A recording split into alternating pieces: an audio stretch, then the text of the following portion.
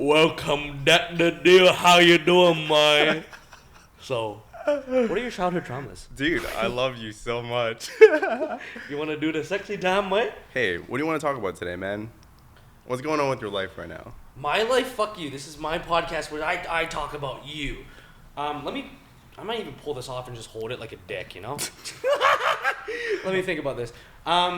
Dexter, while I unclip this bullshit, could you please introduce yourself, my friend? What's up, guys?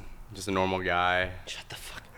I don't even know how to describe myself now. It's funny because I used to identify as this, like a physio, and I used to like have these identity tied to me. I used to be like a soccer player.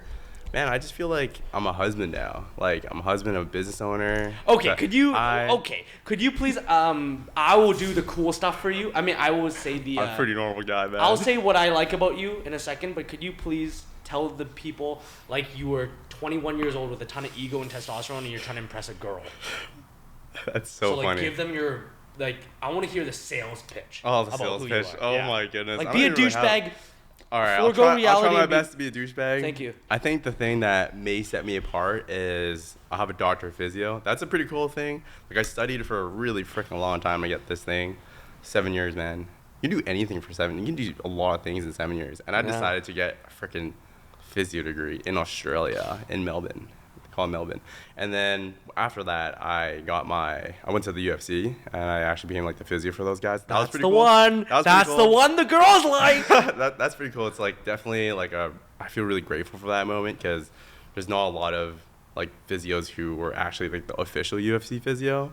At the time, there was only like there was 2, and like for some reason I'm one of them, right? So I got to like work with like some really cool guys. There was only 2? Yeah, there was 2. There was only 2 in like the main one. Oh my god, man, that's crazy. So I got super fortunate to be able to do that. Like at the time, it was like the thing I freaking absolutely loved. I was just like obsessed with like physio. And then like somehow they just like took a bet on me and they took a chance on me and they're like, hey, like do you want to do this thing? I'm like, yeah, hell yeah. Do you think it's the size of your calves? That's crazy. So you met everybody. You met Conor McGregor, all these people. So Conor McGregor, I didn't actually get a chance to meet. Funny story. I don't even know. You're not cool enough. I'm not cool enough, man. He kind of like has his own like team, but Yeah. I helped like a lot of like the main like really. Yeah. The other guys. Like the guys popping right now, like Sean Strickland, all those guys. Yeah, those guys. Sean's a good guy. Super cool guy, actually. Yeah. Super nice guy. Like, treated him a lot when he was on like the uprise. Yeah. But I remember like, this is gonna be a bit UFC, but I remember like other fighters talking about him. Okay. And they'd just be like talking about like, dude, this guy is just like a monster in sparring. Okay. Like, just goes like super hard in sparring, and I don't know anything. I don't actually know what's happening. Spars, like, he just like he just fights, right? So there's no surprise, like if he's putting in the reps, like he's gonna be like really, he's like, so focused. He's gonna get there, right? So. Well, yeah. I've been seeing a lot of interviews with him, like like absolutely trashing on like transgender people and gay people, but you know what they say, like you resent what you are. So my question to you is, did he like sometimes during the physios like want you to touch him in an appropriate place? Sorry, I couldn't even go through that bullshit bit. That's not a serious question at all. No. Okay, so and then after the UFC physio, you are now? Yeah, so after physio for the UFC, I ended up kind of moving back home. A big part of that was because when I was living in like Vegas, right? I was doing it by myself. Like, my wife wasn't there, and I started to realize, like, you guys were married at the time. Yeah, we're married. We're still married. It's actually a good thing. And I realized that a good thing. It's great. I realized that the thing, dude, it's so funny because like so many people work so hard to like get this job for the UFC, right?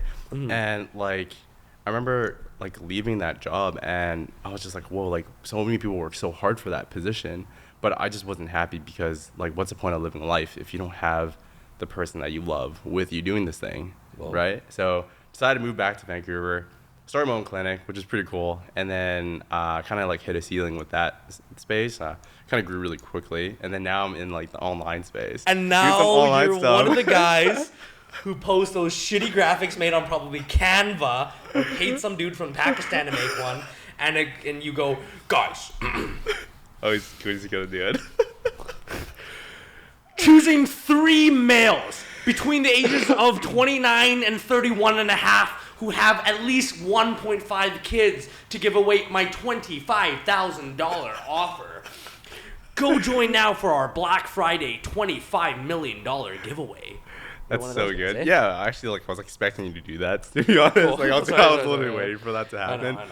But okay, great. Yeah, man, it's really like opened up like a lot of avenues now because like I now have like the like flexibility to like not only just like work from home, which is like pretty cool. I get to spend a lot of time with my wife, but also like you can help a lot of people outside of Vancouver, time with me. Right? Actually, I don't know. You're right. Maybe I spend maybe like every evening with her, which is pretty cool.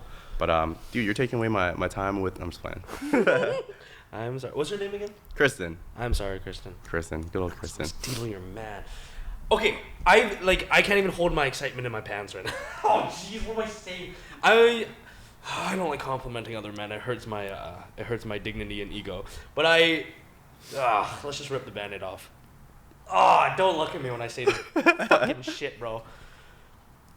I'm really excited for this podcast because I kind of see you as like a second father figure. Oh, dude, man. That's so funny. I hate that. That's gross. Can I ask why?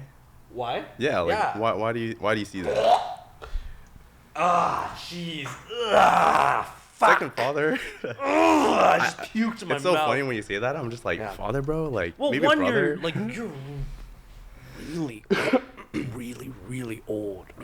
Yeah, man. Sarcopenia hit hard for the younger viewers. Old. How old are you? 31. Dude. 31, man. The bones start shattering. It looks like it. You got the wrinkles and stuff. Yeah, crazy. No, the balding? No, I'm playing. No, I mean, we'll get into that super deep later.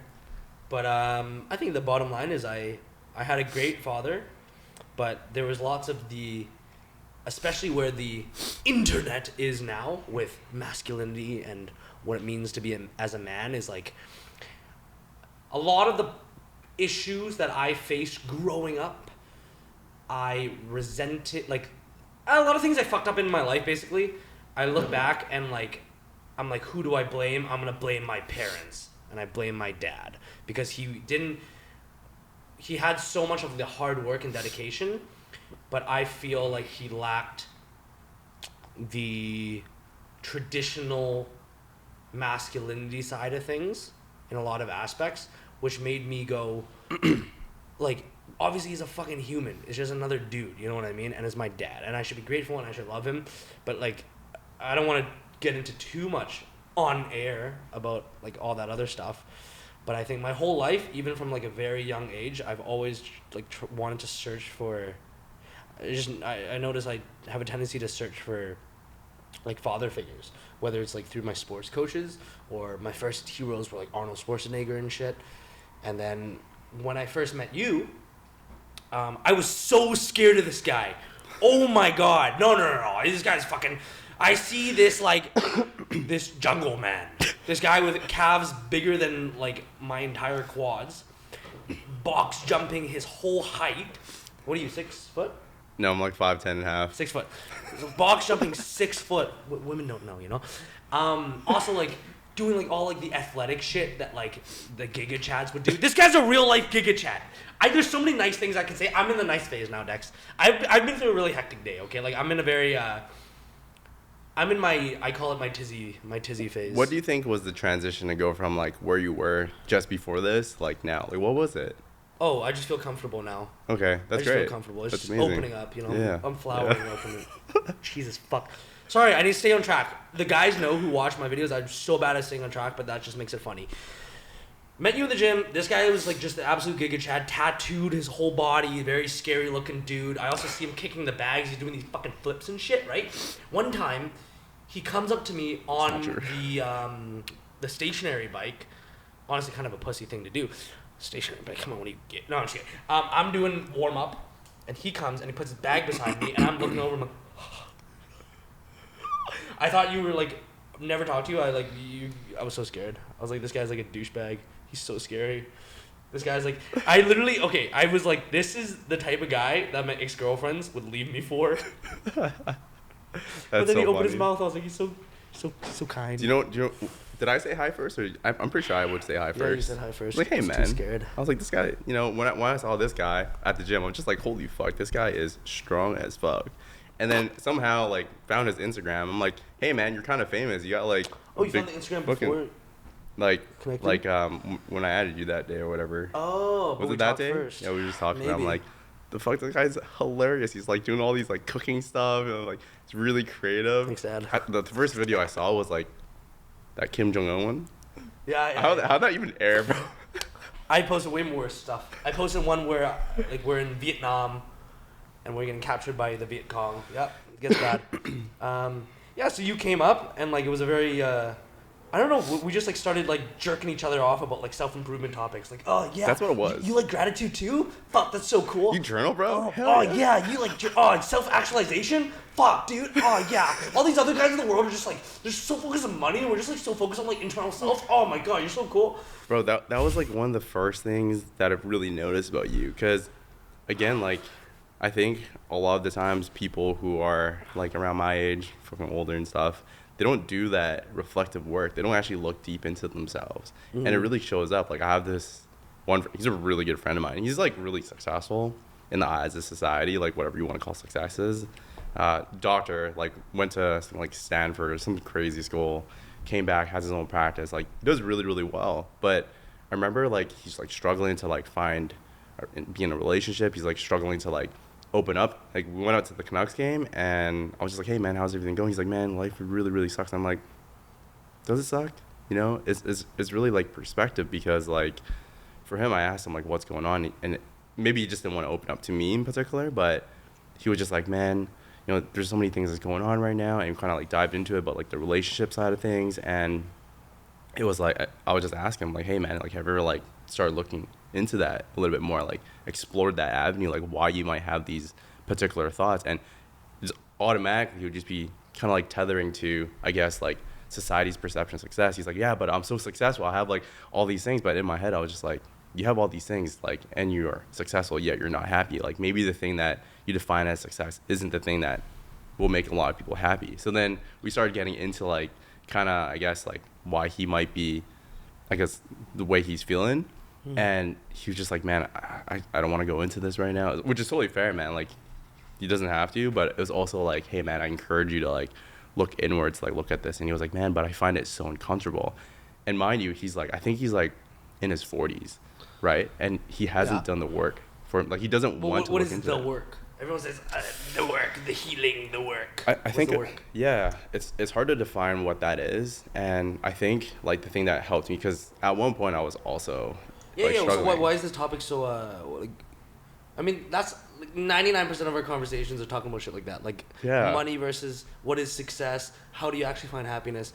And I literally have this quote in my head every single time I'm about to do something that is more for what society would want and less for what I would want, because I always preach these guys like I'm always spewing some shit about like, you know, like success is what you define it as. Success is, it doesn't have to be. And I wholeheartedly agree in it, but I still feel the temptation like crazy, especially in my field. It's crazy. Like every day it's like, how many sales did you make for this company? How much money do you have? How many followers do you have? Yeah, your content's good. But where was I going with this bullshit? I think you were talking about kind of like you feel like you have a lot of these feelings. Yeah, why? Because we talk about this shit all the time. But why to you? Like, why is it so important? Around my friend or with me? With you personally. Yeah, I think I also get like I think it's okay to feel that way, man. Like it really is. Like you are allowed to feel like when you see a hot girl, you're gonna be like, wow, she's fucking hot. But like the difference is like, are you acting on that? Do you know what I mean? It's okay to feel on that. But I think for me, I battled that like for a really long time because I'm 31. But I was just so focused. Yeah, I was just so focused on like what society perceived as like success, like get more money, get a nice car, get a big house, like blah blah, all these things. Especially like growing up here, just like everyone has Rolex. I don't have a Rolex, but like everyone has like all these things, right? When did you start making like good money? When did I start? Yeah, was it just recently with your own brand stuff, or were you making good money in the UFC? I don't think the money at the UFC was that good. Okay. But like, yeah, I'd probably like say like I'm comfortable. Like I have enough to like buy anything I want. Not everything, but like within reason. Yeah, like probably you can. over like the last like year and a half or something like that. Okay, and you came to this self-actualization type of stuff before that? Or during So that? the biggest thing that really helped me, because I feel like I only recently came to be a more congruent person, because after the UFC, I actually like fell into like a really dark place. Okay, here Yeah. we go. This is what I So, want to hear, Dexter. The dark Give me the place trauma. No, was, I'm so and sorry. it's all. I think it's gonna all tie together, really. And you can make me do a lot of thinking right now. But a big part of kind of like why I left the UFC was I just wasn't happy there. Like, Yeah. I think a big part of that was like I had like the sick job, right? For sure. Like, Yeah, if on you look paper, at it it's so cool. on paper, it's like, whoa, like this guy was like the UFC physio, Mhm. blah blah blah. But I just felt like something was missing, and a big part of that was Kristen. So then, but the whole time up to that, like I got my doctor physio, went to school for like a million years. I was just trying to do this thing for like what society perceived as success. So once I got there and I left it, there was like this huge hole. I was just like, man, like I worked so hard to like get this thing, but like Yeah. now that I left this, like, you know, I attach myself to my identity a lot. So Yeah, that's when I your was, self-worth right yeah, there? like I Okay. honestly thought that, and I was like, it Yeah. started when I was like younger, where I played soccer, like, you know, played soccer pretty high level, went to like university, got hurt, right? So then I lost that identity, and I really attached my self-worth to being like the soccer player. Wait, what happened in university? You got hurt, you said? Yeah, basically someone slid into my ankles, and you know, like it was career ending per se. And so yeah, man, at the time I was playing college, and I left, and like I stopped playing, and so I was just like, oh, I'm not a soccer player anymore. And then the next thing would be like, okay, what can I do? Like, how can I find my worth in society? And like there's always been like the status driven thing like my entire life. Yep. Probably some like deep rooted shit around kind of like what I didn't have growing up in my childhood. We can talk about that in a sec. But I think Whenever you want. after kind of like the UFC, I left that job, and I was just like, man, like, what am I doing with my, like, I just worked so hard for this thing. Is it like the wrong decision to so basically I didn't feel like I had like my worth anymore. So I went through like a really dark place, and But I actually, okay, sorry. If that's such a big attachment for you, what made you give it up? Because I went through something similar about that now. yeah. I mean, that's why I think I relate to you so much. But like, what? Yeah. How? You know, you're so much self-worth attached to that. What made you? Was the feeling of not feeling it being right really that strong enough to push you out of it? It wasn't like it was feeling right. I just knew, I guess I was, but Yeah. a big part of it was like I just wasn't happy So there. what made you pull that trigger? Yeah. Because a lot of people, I feel like a lot of people are so unhappy with where they are, but it's comfortable, right? Like you're making okay money and you have that self-worth attachment. People think you're cool. Dex touched Conor McGregor's left ball sack this week. That's awesome, right? But like, I think people don't change. Like that's the one thing I can never figure out. I spew so much bullshit on camera. I can never figure out what actually makes. Wow, that's such a Damo word. What actually makes somebody make the switch? Yeah, like a big part of that. Like I wasn't at the UFC for that long, mind you, right? I did like an internship in like 2019, and then it was like I still finished school, and then I went there for like 4 months or whatever it is. Sure. So it wasn't even like that long, but I just knew that like my quality of life with Kristen or without, like when I compared them, Yeah. like even I had the best job in the world, my life was like significantly better with my wife. And I just knew, I just compared that. I was just like, whoa, like my life Nice. is not nearly as fun or like as exciting like without my wife. So it's just like, that was a really, Well, you had to leave her. Like, yeah, because it's not in Vancouver. You guys did long distance, or what was Yeah. that like? Yeah, we did long distance, man. We did long Jeez, distance for a man. really long time, actually. Like, Really? through like my university career in Australia too. That was like 3 years and a bit. We're just constant flying back. Holy So shit. I feel like we did a lot for each other. Like, we sacrificed a lot, man. So Yeah. So I you, just- you had a woman who sacrificed so much, but she sacrificed That's so awesome. much for I'm me, gonna man. give up on And, life, like, bye. yeah, dude. Like, Fuck my life. dude. And I think about it too, man. Like, she's honestly done so much for me in the fact that like she supported me when I fucking decided to like quit, like whatever it is, like go to Australia to like pursue my dreams as like a physio, and then also pursue my dream to be like the physio for the UFC, and then now pursue my fucking dumbass dream of like going online and doing all these like business stuff and like traveling and meeting people and all this stuff. Like she's been there the whole time, and I don't think a lot of people realize like how much someone sacrifices to support someone to go through all these things. Like, we have a dog, we don't have a kid or anything, but still, like when I travel and I go to like these events or I go to Asia for like a month or something like that, to like she's at home. She's just at home like taking care of her dog, and like I think about that probably too. Anxious. Is Dex okay? Right? Like, Yeah, she's probably not. She's definitely not thinking that, but she's probably more thinking like, or I'm more thinking about like, wow, like, you know, for me to like just pick up my stuff and like leave and like go do things all the time, like, you know, there's that aspect of her as well. I found. So where am I going with this? I don't even know, but hopefully that makes sense, man. Go wherever you want. You know why, Dexter? sure. Because I like that quote. The quote that you said about like the 85-year-old on your deathbed, like, Yeah.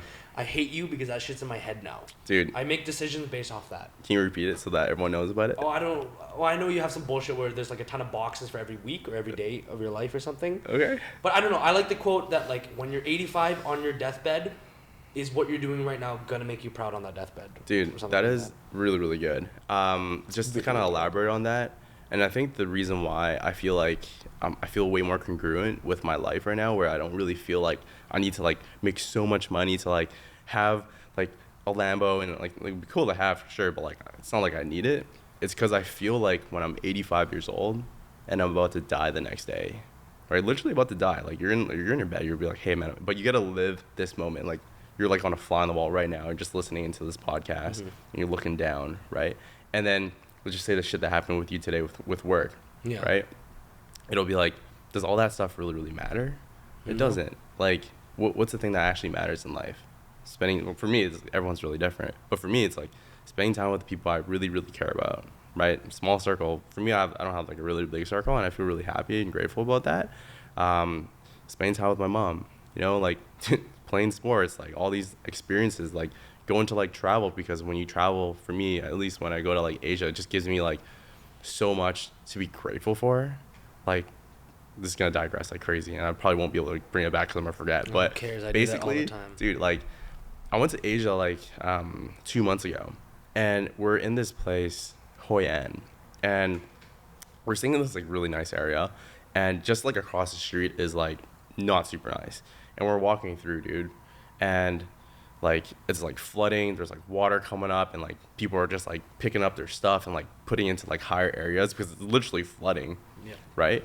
And as I'm walking, there's like no lights at all, and you can see it kind of smells really bad. There's like garbage on the side here, and you start to see like rats running everywhere, and I'm like freaking super scared of rats. Like I'm a huge pussy, man. Right? I'm not a GIGACHAD at all, dude. So I'm like standing in the freaking center here, and I'm like walking down. So hopefully there's no like rats that like come and like nip my ankles or whatever.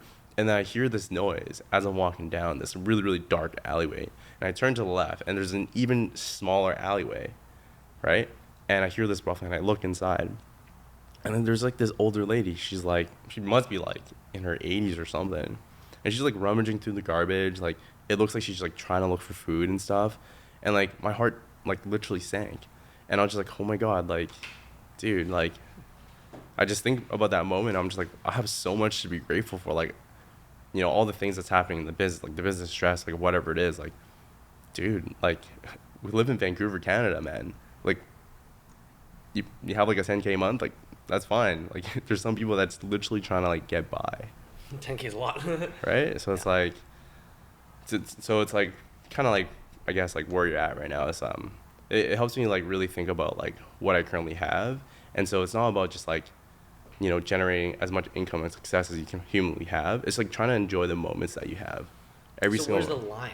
Because like, yeah, I think that's the problem that I started to face recently, is maybe I felt like I was going off balance, and I started to be like, I don't want to do anything that makes money or any work. Yeah. Right? And I was like, I just want, like, I felt like a kid recently in a good, kind of a cool way. Like, I'm making videos. I'm like, dude, this is art. This is whatever. Like, I just love it. I don't want to fucking make any money. I just want to do this. But I guess reality sometimes hits and goes, you know, you still got a little bills to pay. You still got to make this quota or something. But it's complicated.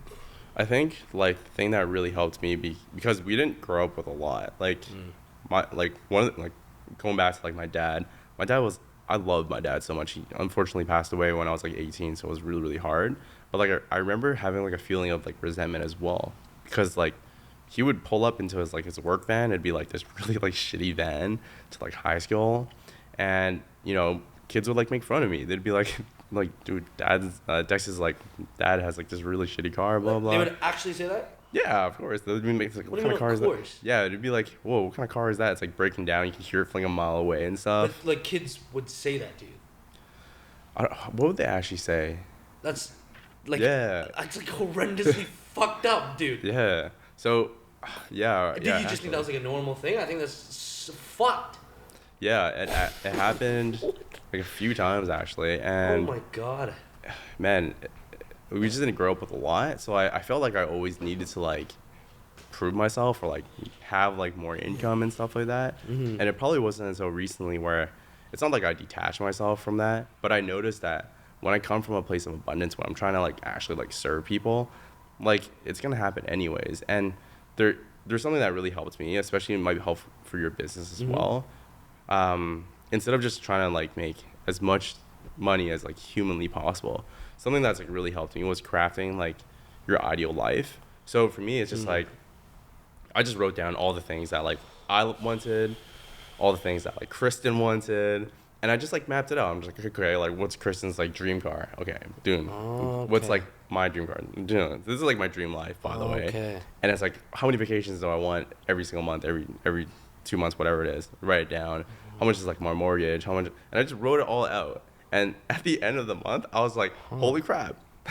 I don't need a amount of money. I don't even need that much money. I was just like, holy crap. So then from there, it just made me realize that I don't need to like have these like crazy like Rolex and all that stuff. And don't get me wrong, like if you really like that stuff, like that's totally cool. But for me, I just didn't need that stuff. What you just did there, like how are you able to accept people that want all that stuff so easily? I can tell you, like you accept every walk of life very much. And I have an issue where I literally get pissed off. I fuel I have in the gym, it's terrible, but I think about the guys who I know who are like scamming people for money, or like they're doing things, in my opinion, unethically. The basis is they just have a different opinion than I do, and I get angry about that.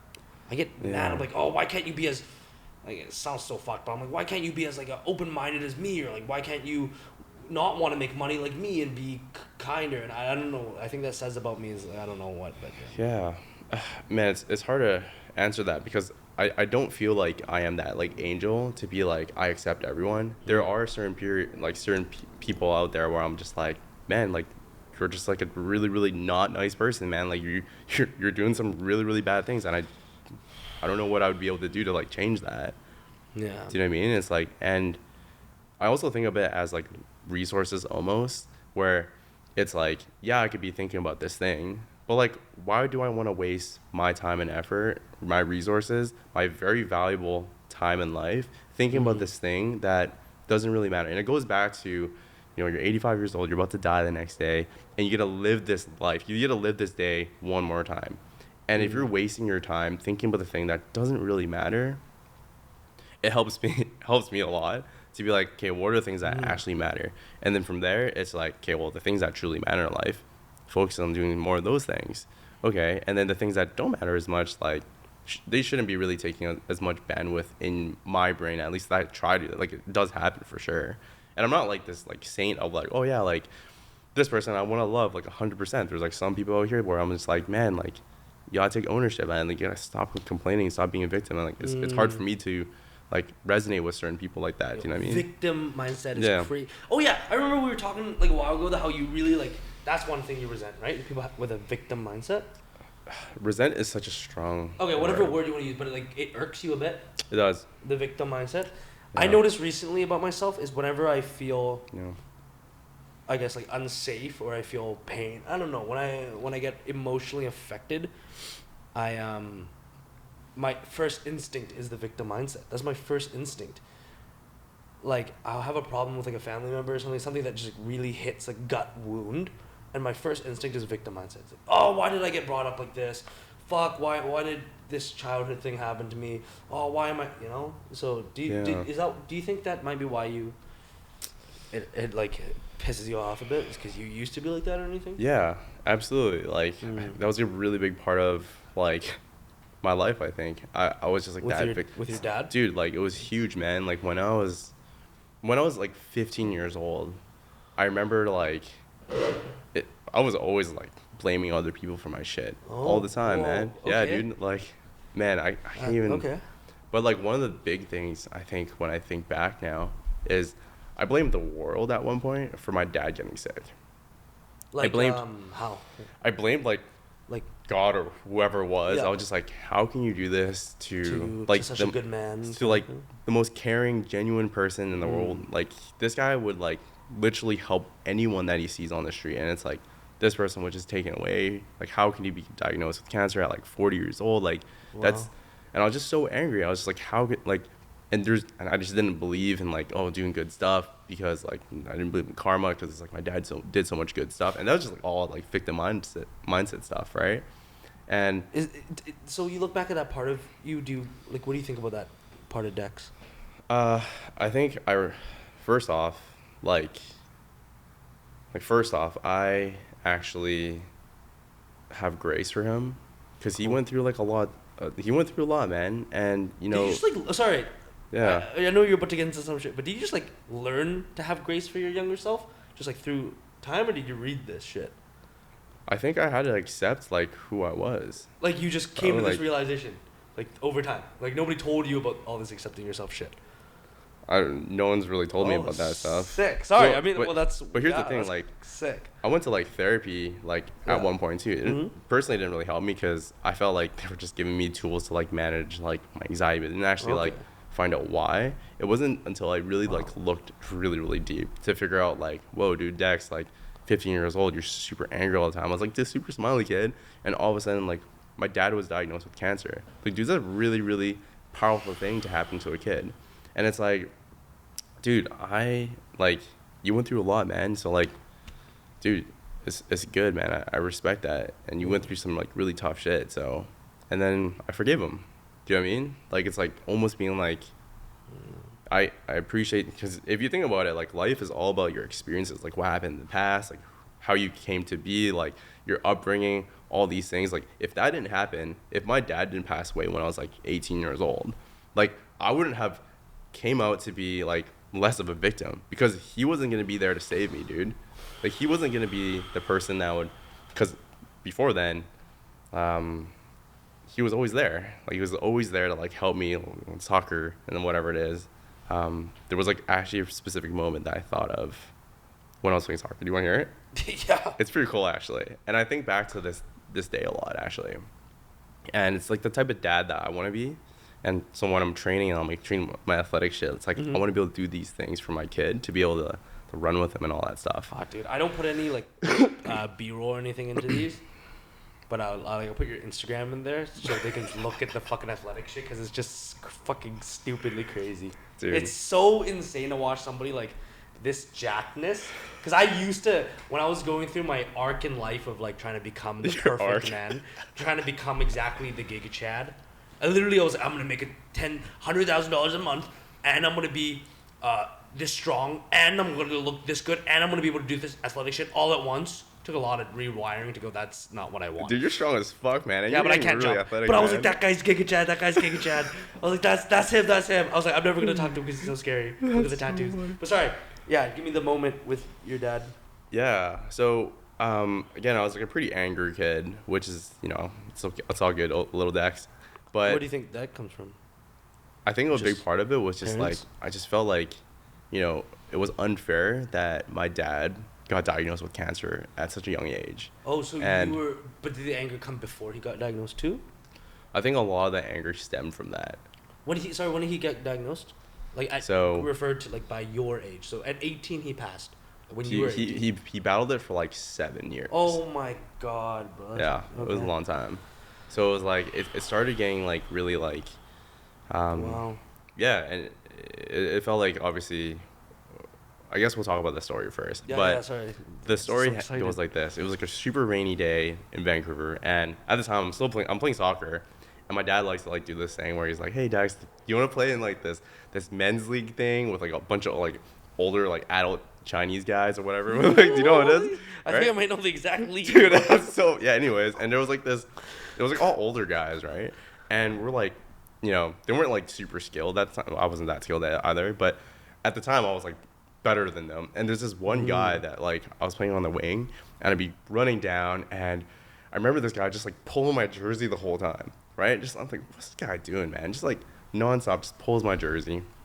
We're going down, and it's like raining, ball's like super wet, and it's happened like 3 or 4 times. And this one time, he like pulls my jersey back, and I'm like pretty small. I'm like probably like 110 pounds, like 5'3" or some shit like that. Damn. And so I just got like thrown down. So I get up, and I'm like scared as shit because this guy's like really, really tall. Grown man. And my dumb ass fucking pushes this guy. This guy doesn't move, right? I'm just shitting myself at this point, right? Because I'm like, he's like towering, this guy's towering me. And this guy like pushes me back, right? My head like snaps backwards. Dude, it was like wet. I got super soaked. My head was like all wet. I remember that too. And I'm just looking up, and it's like the rain's coming on me. And then all of a sudden I hear, hey, my dad fucking ran from the sideline, fucking knocked this guy out mid-game. And like to me, I was just like, holy shit. And then everyone like crowded, but at that moment I was just like, holy fuck, my dad's a fucking badass. And it's like, I always felt like I was really protected. Like I could always count on my dad to like help me with those situations. Okay. So it's like, when I think about that now, like even though it's like I probably wouldn't punch anyone, but I think about it now, it's like I also want to be that type of father figure for like my kids when I have them. Do you know what I mean? Yes, so, but you can punch people, because this is the guy who taught me how to start martial arts. Thank you for that, by the way. Hey, that dude, changed my life. Bro, your kicks are so fucking good. Oh, thanks. Because all the guys on my Instagram DMs tell me that I need to kill myself and stalk, and that I suck ass at kicking, bro. Dude. Like, fuck. Which is probably true. But. Your question mark kick, man, it's got like this little whip to it, man. Yeah, it doesn't matter. The 13-year-old, 120-pound kids in my DMs tell me that I need to kill myself and stop training martial arts because I'm never going to make it. And I go, I just do it for cardio. But this is the guy who taught me. I made a video on this channel saying how like it saved my life. Really. Oh, awesome. Really did, because before that was the first sport thing I've ever done. Okay. That, I do now purely just because I like it. Every other thing has been prove myself. I need to get this strong to prove like that because I'm such a weak loser, or I need to prove this, or yeah. Because what you were saying about your dad, it's like I even started to feel the victim mentality for a second and be like, the first was second there when you were saying that, I was like, dude, I wish my dad could be like that. Yeah. You know, because look, I know I put him down a lot, and honestly, I kind of like now hearing that, you know, especially hearing your story, I'm hearing Carrington's story from the last podcast. Like, it's like, man, I feel like a fucking asshole for not, I guess, like, acknowledging the good stuff more, or, like, seeing my parents more, like, seeing my dad more. But, yeah, dude, I have a very similar feeling story to that. Mm-hmm. I've said it on the channel, like, a whole video one time, and nobody's gonna watch it. But, like, the quick rundown is basically I just had this teacher who was my bully as a kid. Yeah. He was like this very fat. He was like the class clown of the teachers. He was a physio. I think he was. No, I shouldn't talk shit. I shouldn't be a mean guy. I don't think he was the best physio, but that's okay. We go on like tours and stuff, and like all the teachers would make fun of him because he was like the fatter guy. It was funny, right? And he used to love me when I first entered high school, but then I lost weight, and also,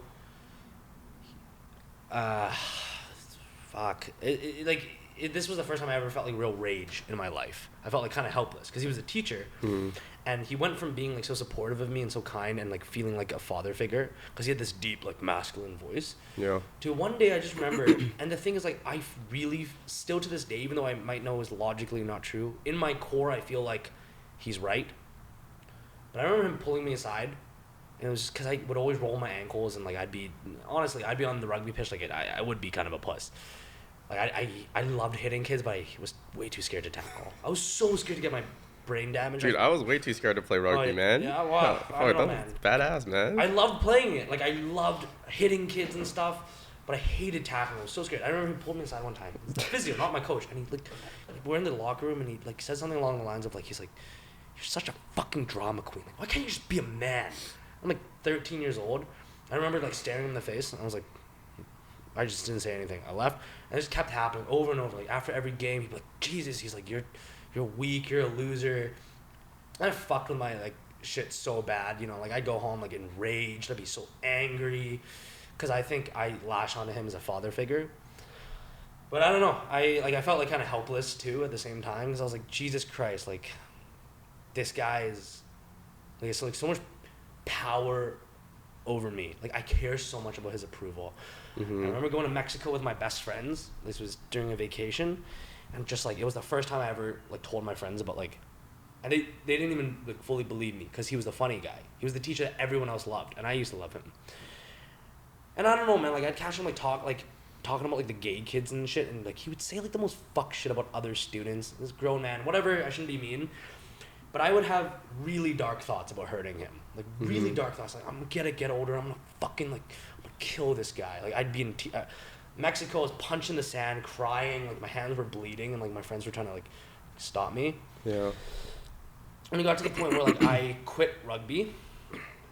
I have to preface, I was not that good. I was good in grade 8 because I was big, but then he's not wrong. Like I became a puss. I was too scared to tackle. But I dedicated my whole life to like the powerlifting thing. And then like I really like I sacrificed so much shit for that to win the powerlifting nationals. Like I hurt my back, like I had fucking disc little bulge, and I still competed. Like all I remember was after I finished, I just screamed with like fucking tears in the hotel room, like I hate you, and his name, I hate you, that, and like just my best friend was filming me, like what the fuck is wrong?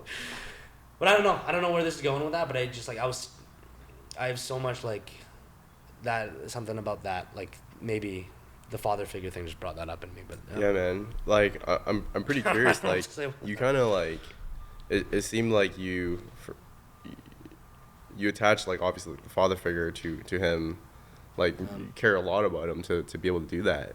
See what I mean? I care so much about his approval, which I don't know exactly where that comes from, because like I look on the outside, he's like, do you know why overweight?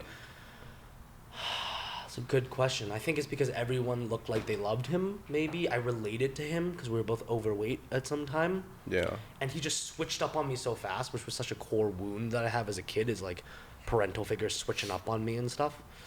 So it's just like, I don't know. But where else am I going to go with this?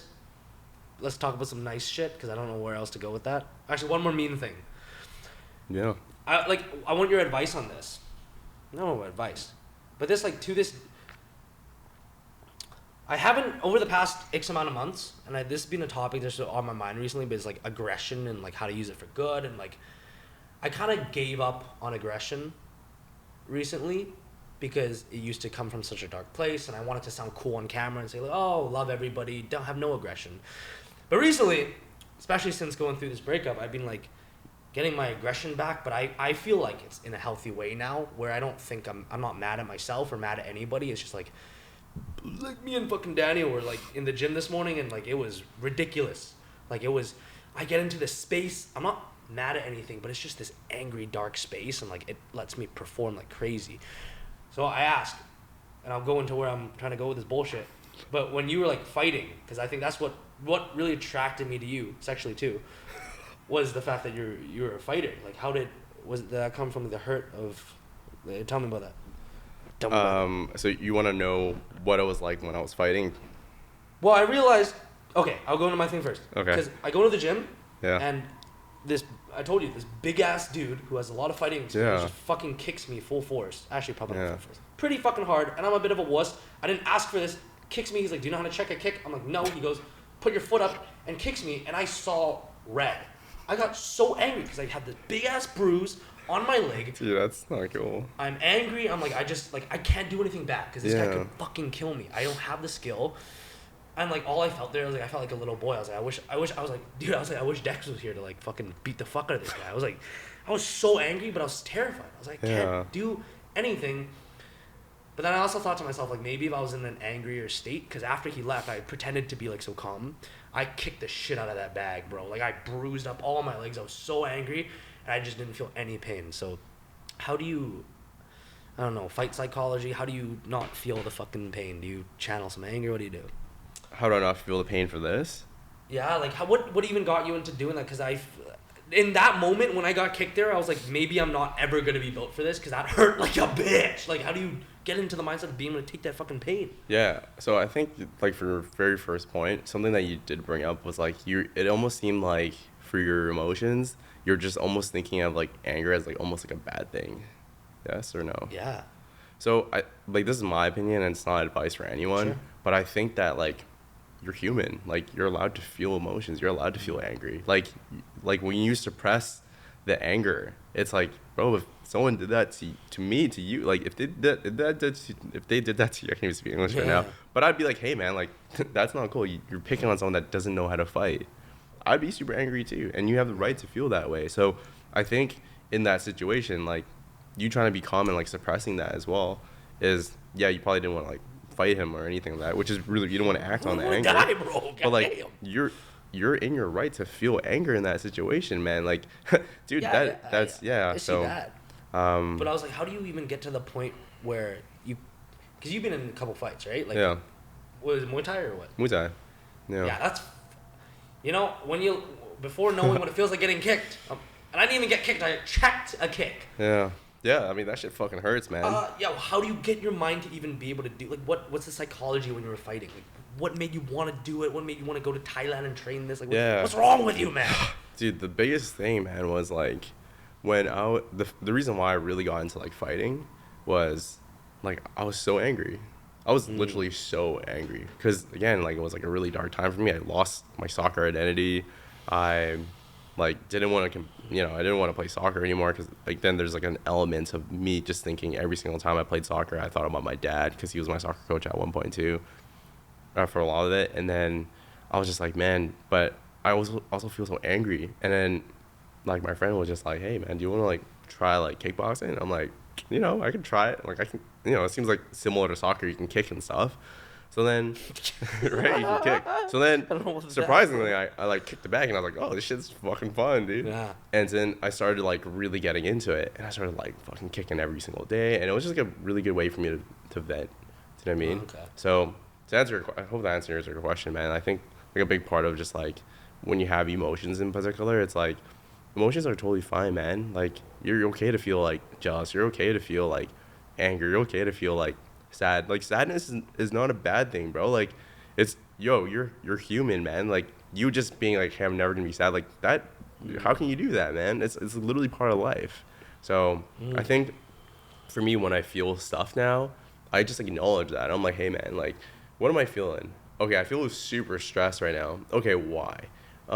These are the things that's happening. And then grand scheme of thing, I think about the thing around like being 85 years old, and I'll be like, oh shit, like, maybe life isn't that bad after all. And then you try to find like more joy in the things that you're currently doing, because otherwise you're just gonna go on through life like doing this thing and just like you're just literally just gonna do life, and then you're not even living, bro. You're just doing it. You're just doing stuff. Yeah, exactly, right? So I think a big part of like what I try to focus on now is like being really intentional with like what I want to do. And like your time here is really, really finite. Like, you don't have all that time in the world if you think about it, right? I'm 31 years old, so. Well, what do you want to do? What do you want to do next? Yeah, man. I'm living my best life, man. Like, I honestly, like, I woke up today and I just like did some, because I journal every single day now. Yeah. You'll buy his journal? Not yet. You need to journal that? No. We're gonna come up with something first, dude. Yeah, man, like, journaling is probably like one of the most powerful things for me, because I just like write down all the things that I'm super grateful for, and then in like the grand scheme of things, even if like shit hits the fan or whatever it is, like, I still got my wife, I still got my best friends, like, I still got like my family, I still got the things that truly matter. Like, if you lost all your money, like, you can make all that shit back. Do you know what I mean? Yeah. Yeah. Fair. So do you think you could like? Well, I mean, you're already conditioned. Your legs are conditioned, but like in this happy stage, could you get into fights and stuff, or? Fuck, I thought about it. No, like in a like competition. Yeah. Like going back to the Muay Thai. Well, do you like? Okay, so I understand that you were really hurt and really angry. That served you through that time. Yeah. It's like, did you not feel pain getting fucking kicked so hard? Yeah, man. Like, I'm a huge pussy, dude. Like, I definitely didn't want to like play rugby because I didn't want to get hit. Same, and like fighting is literally the same thing. Like, you're basically in there. No, it's not. Rugby is for pussies. I've been hit so hard. It's nothing. You should see me when I'm sparring, man. I like jab someone and I like run away, and like front kick someone and run away. I like don't want to get hit, man. Dude, rugby does not hurt, bro. Literally does. No, it does not. Dude, oh my god, I just think about like those fucking like Samoan guys just like trucking you. Okay, so you have to get yourself into a stage before you fight. Like, is there so much adrenaline that you don't feel pain? Yeah, there's definitely pain. There's definitely pain, but like in the actual fight, you're feeling that. yeah, man, Oh, like you wow. definitely feel it, man. Like adrenaline can only like last so long. I only fought like once in Thailand. It's pretty fun though. I don't know if I'd do it again. Only reason is because I'm not gonna say names, but I've met like a lot of fighters who have bad CTE. had hit in the head a lot. Yeah. And I'm just like, I don't know if I want that. Oh yeah. So yeah, man. So at the time you were fighting, it was for a lot of self-worth type of stuff? So I really just loved it at the time. Yeah, I was just like, man, I just want to like compete, see what it's like, try it one time, see how it goes. That's and pretty then, healthy then. Yeah, it was good. I went there and I was just like fought. Like there was like 3 weeks notice. Like they get you like the fucking headbands and like the little things here.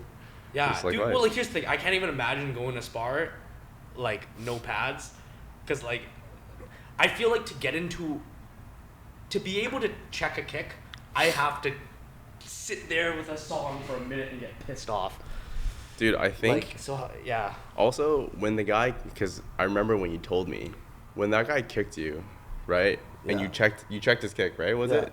Yeah, it's like when you check a kick, you're supposed to check like right here. Yeah. But he kicked you here, right? No, he kicked me there. Oh, It just hurt. he kicked you Which here? is a big ass dude, bro. God damn. I mean, that's also like super scary, man. I wasn't in the mindset before it. Yeah. That's the thing. But like, do you nowadays? Because I know you probably have to do that before fighting. When you have like a little ritual before sparring, eh? Like No, what definitely the fuck's not. wrong with you? No. It's like super casual here, man. what the Man, fuck? there's like, dude, like I wouldn't even spar now, man. Like I just don't think it's like worth it. What? Dude, Yeah. before every lift, I have to get into this dark zone. Yeah, man. I think it really depends. Like, there's different levels of like sparring too. Like, I think there's like technical sparring, which is like the really fun stuff where you're just like going with like technique, you're like flowing and stuff like that. And then there's like fucking Sean Strickland shit where you're just fucking probably banging, trying to knock the guy out and stuff, right? So it's like, I would never do that. Like, you know. Why do you think so many young men are drawn to that? Because at least my age. Maybe you don't see it. I see it in my age. Guys like Sean Strickland, guys like in fitness. I don't know, very like I would say overly, but past the normal spectrum, masculine men who come from a place of hurt. You know, Andrew Tate, stuff like that. Why do you think guys are so drawn to it? It's like, I mean, I grew up watching guys like that all the time. Like this. Why do you think so many guys are drawn to the very, that? Do you see it? Man, I just don't think I have like the knowledge to speak on that because I don't really know what's going on with like the younger generation, I suppose. Like in your generation, I don't even know what Andrew Tate looks like. I know I'm living underneath the rock, man. So. But like, who were your? Do you have any male figures that were heroes to you? When I was younger. Sure. Yeah, man. There was this one guy, dude. Oh, fuck. Dude, this guy's a badass. And he was also a fighter. His name was Kung Lee. Yo, he was so Is this like a video game character? Or is this Bro, no, he's a fighter, man. He was a kickboxer, and he fought, like, MMA and stuff, too. I don't know if he, like... I think he competed in the UFC, actually. But he did this, like, spinning back kick that was so badass. He'd like, fight southpaw, right? And he'd, like, do a jab, and do a cross, and he'd, like, spin around and do, like, a spinning back kick. And that... I fucking love that because he just always like wins people. You like, hit him in the solar plex, you just like win them, and I'm like, that's badass. But in terms of like who I look up to, I think what I've noticed because before I'd be like, wow, this person, I used to like put them on a pedestal. Yeah. Do you know what I mean? Oh yes. And that's like a really good way to like let yourself down. I think. Well, I mean, look at the guy. Like, dude, Sean Strickland's on the biggest pedestal ever for a lot of young men now. Okay. Yeah. I think. Yeah, that's like I don't know if you've seen it. It's huge. There's guys that like would. I bet there's kids that would like die for him. Like he's a cult leader to them. I don't think that's what he wanted at all. I think he's probably just a chill dude who just speaks his mind. Yeah. Yeah. Oh my god. It's like, especially Andrew Tate. Guys like that. It's like that's what I'm trying to refirm people's minds out of. It's like usually they come to channels like this and the person who runs a channel like this always like tries to become like the cult leader. Join my Discord server. Like we're gonna. But seriously, the love for guys like that, these like beacons of masculinity, is people would die for them. Seriously, people would die for these guys. And that's fair. Yeah, I think I didn't actually know.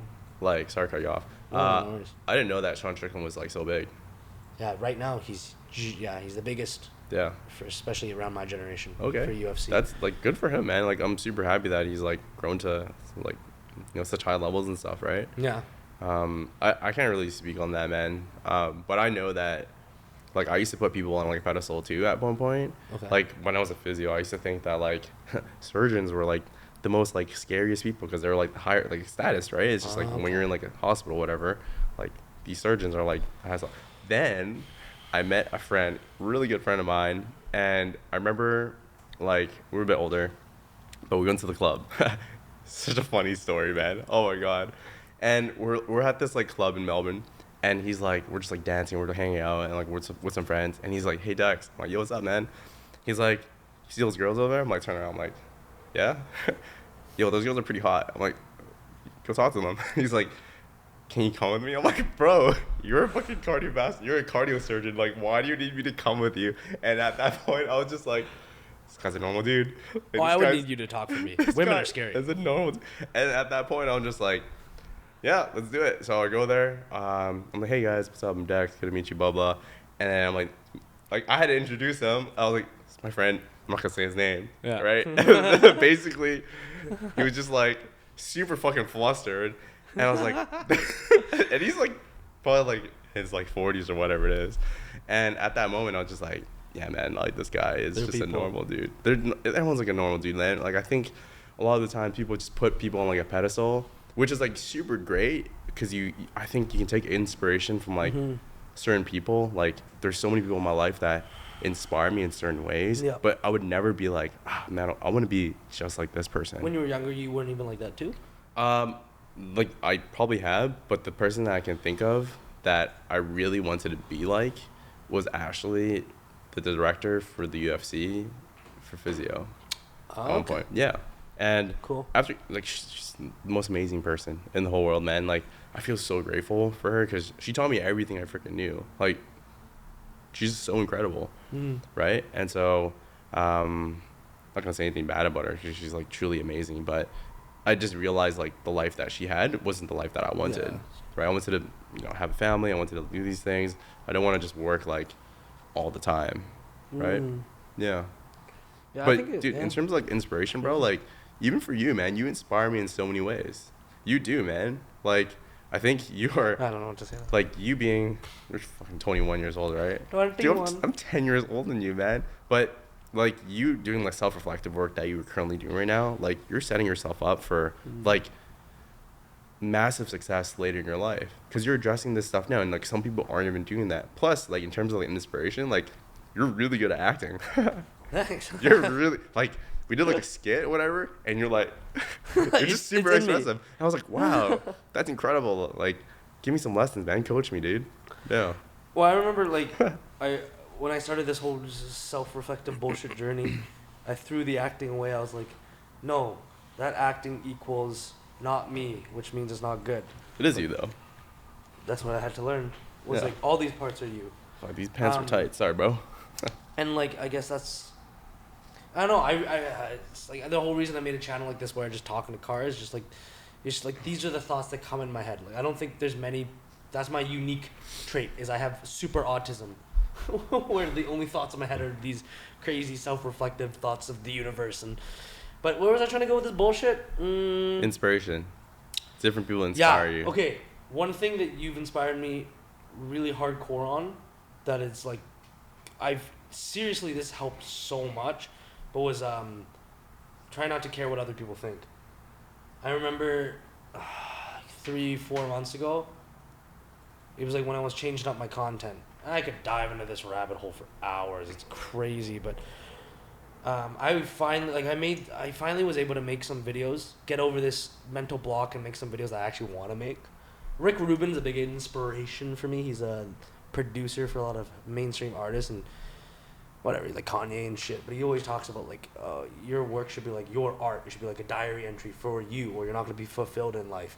And like you gotta keep like just make things for you, and then eventually and tweak it a little bit for mainstream, I guess. But then eventually it's gonna pay off like that. If you just go dive for what other people want, you're gonna burn out. You're gonna gas out. You might have 3, 4, 5, 6 years of fame, but you in the fame you probably won't actually like love yourself doing it. Yeah. And then after you're fucked.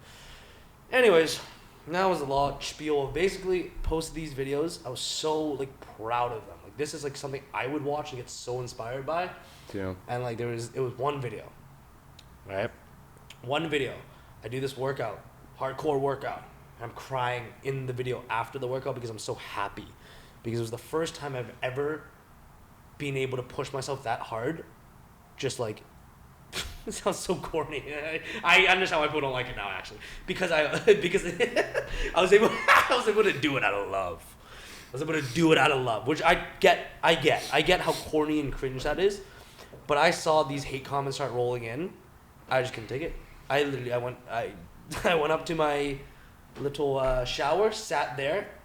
My ex now girlfriend at the time was with me. I sat there, just tears running down my eyes. I couldn't take these people on the internet that I will never meet, that even though I can logically see, because like I've never ever like left a hate comment, you know? I can't even imagine what would take somebody to leave a hate comment. I've hated videos. I wouldn't fucking leave it a hate comment. Like, wow, you must be really hurt. Or I don't even want to assume. I logically think all these things, but my emotionally hurt so bad. I read like, wow, this guy used to be my inspiration. He's a pussy now. What a like, I can't say that word on the internet, but like saying shit, I couldn't take it, bro. And I remember I saw you the next day and I didn't even tell you about this, but I remember you telling me that your goal for this last year was to stop caring what other people think and Care do less, like, yeah, man, I almost fucking was a pussy and cried in the gym, and how happy I was hearing that it's possible, right?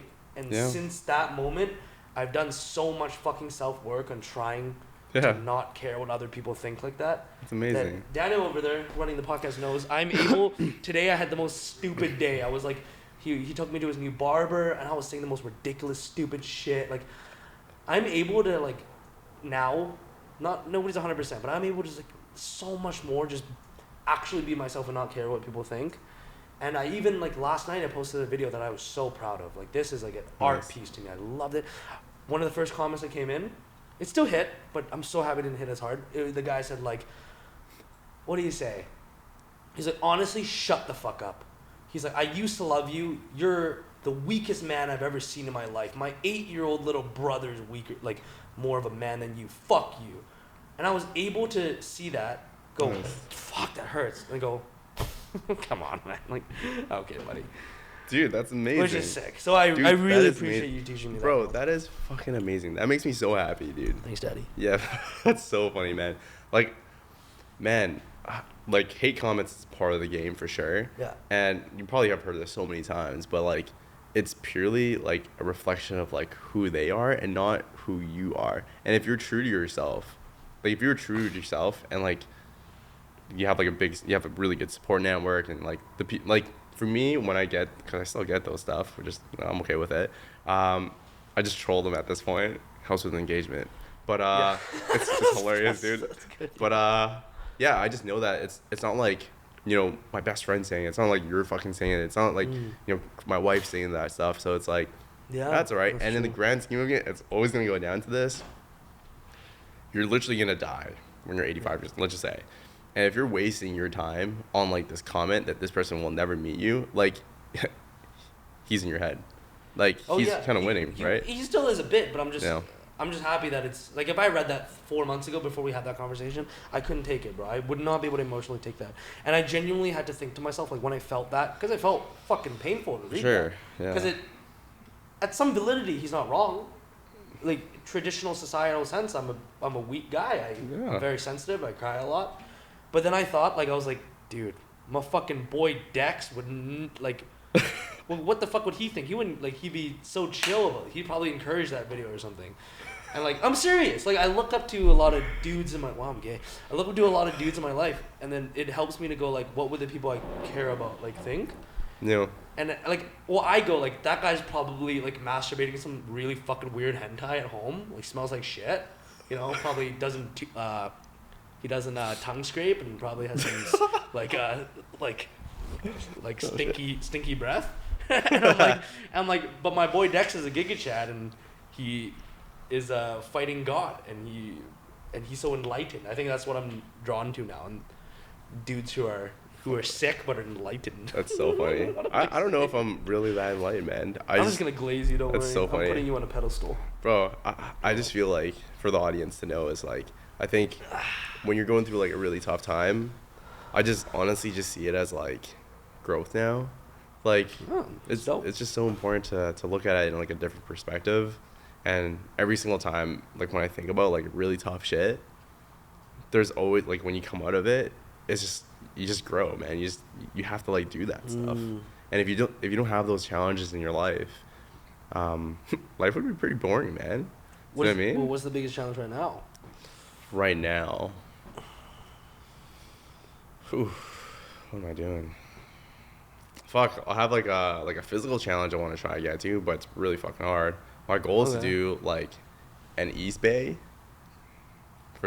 I just want to do basketball. With basketball. Okay. That's like one of my challenges. Yeah, that's too cool. That's like one of the things I want to do. I can't do it yet, so one day I'm gonna do it too. That's too cool. Yeah. But like any like mental or like blocks or anything, because we've been talking about since we first met was like you were working with so many different mentors and stuff, and we don't have to name who they are, but like these online coach life, what are they, business coaches, right? Yeah, you were working with all these business coaches, and then you were like believe a lot of what they said, but like it just didn't align or something. Yeah, I think like something that's really important to me is like balance, right? And to me, just what balance means is like you have like I'm all about the lifestyle balance, man. Like you can generate like you can obviously build like a really really big company and stuff, but then if you're just working in your company all the time, like you don't get to enjoy doing things. You don't get to do podcasts like this. Like what's the point of life? So I'm all about like how do you find that? Some people's enjoyment is that. That's fair. They just that's totally fair. Yeah. So I guess like for me, something that's super important is like how do I build this thing without burning out and then giving my leftovers to like my family. Well, right now, what is the challenge? Is it because for the guys who care about building a business? Yeah. What's your scheme? What's your business? My constraints. Business model. My business model. Yeah, that's the word. Yeah. So my business model. It's a coaching program, right? So I have like a physio spin to that. So it's really trying to like assess every single person that we work with to hopefully get them stronger, but also like get them fucking abs and be super athletic so that they can do cool shit with their kids. So in terms of like what we're doing right now, we've been doing like organic for the past year or so, but we started doing paid ads. And so we started doing paid ads, which is like pretty cool. And we've been doing it for about 6 weeks now. And the first like 4 weeks, I don't know if you've ever ran paid ads, but every single day you're just burning money, right? You just have this feeling of like... never ran it myself. I make people do it because I'm... Yeah, but something happened to you when you ran paid ads, right? Oh, yeah. I don't want to name it, but I was running the paid ads, and I checked back later over 2 years, and I was like, I lost $42,000 in total. Fuck my life. That's a story for another day. That is super... unfortunate. That's so much money, man. Holy crap. That is a lot of money, yes. So, yeah, the constraint right now is just, like, we're doing this new channel, and it's like, you know, when you're doing, like, paid traffic every single day, you're just, like, burning cash, right? So while you're testing to see what kind of works and stuff. So I guess we're still kind of testing to see what works. Wait, there hasn't been a positive ROI? There actually has, which is okay, like, good. It has been, like, which is I don't think it should take this long to get a positive ROI. No, it's been good. So you know, I feel really fortunate that I have like a mentor that helps me with that process to be like, hey Dax, like this is like super normal that you're burning all this money for like the first like 3.5 weeks, and then you like start to see a little bit. Something like that, at least for what we do. Okay. Yeah. Oh, I don't know the model enough. Yeah. So it's higher ticket, less people. So it's like higher. What do they? You don't have to tell me what they pay. Actually, whatever you want. But like if just how does it work? I see Dex's Instagram post. What do I do? So yeah, I'm just gonna be super transparent about it. What I do hope to do eventually is I do want to be able to create like a course for everyone to have. Like a lower price entry. I just want it to be free, man. Like, I want it to just be, like... Because a lot of the times what's happening right now in, like, the fitness industry and physical health is a lot of the injuries that's actually happening in the world could be prevented or, like, reduce the likelihood of it actually happening. For instance, like, someone having, like, neck pain or something like that, if you actually got a lot stronger, like if you actually got a lot stronger, the incidence of that would actually go down. If you probably haven't heard of this, but like Achilles tendon rupture is probably like one of the most devastating injuries. But if someone just actually had a protocol in place so that you can actually do the stuff so that you can reduce the likelihood of that injury happening, it's gonna like reduce the likelihood of any sort of cost associated stuff in the future. So how injuries actually work is, for the most part, unless it's like some sort of traumatic injury, is think about your body kind of like a cup, right? Just like a normal cup, right? That's your body's capacity. And you have like this pitcher on the other side, right? Just a pitcher of water. So the pitcher of water represents your activity, like things that you do. Maybe you're going for a walk, maybe you're going for a run, maybe you're training, whatever it is, right? So how injuries happen is when you're doing activity, maybe you're like jumping or whatever it is, and this is your knee, you pour water into that cup, right? So let's just say you play a shit ton of basketball, right? You start to pour that water in. Now you're doing like leg day, pouring that water in. Now you're like jumping off a curb or whatever it is. Now it just starts to overflow. So when it starts to overflow, what do you think happens? Prone to injury. Yeah, it gets irritated, like discomfort happens, all that stuff. So what do you need to do? Well, you need to go through like a strengthening protocol to actually like get this guy bigger cup. Yeah, fill it up. But then when you fill it up, you can actually like build that cup up, right? And so that's basically what you want to try to do to strengthen certain things. And in terms of like how injuries particularly work, what's like really cool about your body is when you do a movement pattern, when you're doing a movement pattern, like you're not just like, I'm gonna do like a squat and I'm gonna fire my quads. It doesn't work that way. It's like in this movement, you're gonna fire whatever muscles actually gonna help you, right? Okay, but what if I'm doing a squat, but then I don't brace at all? Then I feel it way more in my back than I would have in my legs, right? So it's all based off of like vectors and stuff. Okay. Like depending on like where your body is in position and stuff. Oh, okay. So hopefully that answers your question. Yeah, so like you do the bracing stuff to keep the position. The position, most likely, right? So if you obviously get your chest forward. So I'm doing this move. What am I working? I was waiting for that, man. I was waiting for internal and external rotation. Yeah, that's the so shoulder. good. You taught me this one. You know the Bobby Lee one? Yeah. To fix the shoulders. The Dragon Slayer. Oh my God, what was I talking about? So like how a lot of the stuff works for at least what we do here is we obviously can strengthen the isolated muscle group, but what we really try to do is everyone has like really not that strong muscles, which are like smaller cups. So if we can actually like pour water into like these smaller cups and get them all bigger, right? You can then withstand a lot more load. So there's reduced likelihood of injuries, but also get abs at the same time. I see what you mean. Like get the little muscles stronger so there's more cups to fill. I like to think of it as like if you can get the smaller muscles into like bigger muscles, they're like small gas tanks into bigger gas tanks. So when you can do that, obviously like you boost your energy, build your metabolism, all that stuff. Like is makes the it a lot penis easier. Muscle? Penis, dude. Is it a muscle? I actually have no idea. Please tell me it's a muscle. It's growable. If I attach like a little like 1.25 pound weight onto it and just like get really hard and then just like every day, like if that was possible, and do you think, please, 3 sets of 10 every day? We should do a case study. We should do a case study. No? No? It's not? Penis is not a muscle. It's cartilage, right? No. What? As much as you may love to work your muscle, the penis actually isn't the muscle. No. It's mostly made of spongy tissue that fills with blood. Oh, it's not a muscle? Spongy tissue. Fuck. I was literally gonna trade doing calves for doing dick lifts. I would. I seriously, why are you laughing? Seriously, if I found out the penis was a muscle and all I had to do was attach a little belt and stuff, and a little every day. You would have the biggest cock. No, I wouldn't. No, yeah, I wouldn't. You train it all the time, bro. Doesn't matter. There's people I'm not beating in this world. Okay. Jesus Christ. Shit. So people see, wow, like, oh my God, Dex has such good physio knowledge on Instagram. Oh, and then what do they do? Like, do they DM you something? Do they? Yeah, they can DM me if they want. Is there like a thing in your bio? I actually haven't really checked. What do we have right now? Yeah, we have like basically if you're interested, you just like DM us, and then we have have one service or there's multiple like package. What is there? Like how does it? Yeah, right now there's like it's only like one package. But it's one service. It's like okay. One service. We do have like a lower tier option for people like if they want to continue with us. Yeah, but if then, they're broke. But a big part of what we try to do here is like we just want to make sure we can serve like the right audience because otherwise it's just like they pay you every 3 months. Usually people just pay up front. Usually, yeah. But pay for a whole year? What do they pay? Yeah, usually depends on like what. Honestly, depends on like what they need. So like let's just say. Okay, so you can pay for. Yeah. What's the least amount of time I can pay for? Like 3 months. Okay, and then what's the most? Like a year and a half. What? Oh my gosh, huh? Yeah. So much time into it. Yeah. We put a lot of time into like the programming and stuff because it truly is custom. Because I know there's I honestly know there's like people that say it's like custom programs, and it's like not. Oh Do you know what I yeah, mean? Do dude. you know what I So mean? many of these fucks run custom programs, and oh my, it pisses me. Okay, sorry. But like, I'm just getting angry imagine there. like we were just not assessing because we do a lot of assessments. Like we actually assess like why someone may have like back pain, and then we actually get them really really strong. But we also assess like what they actually need at the time because let's just say for like someone who actually wants to lose weight, when you actually like lose weight, you actually can expose tissues or muscles that are not as like prominent. So then let's just say like a really common one that we typically see is someone has like a gut, they want to get rid of it. But they start to get like man boobs, do you know what I mean? So then we want to like start to chisel that and like build that up and stuff.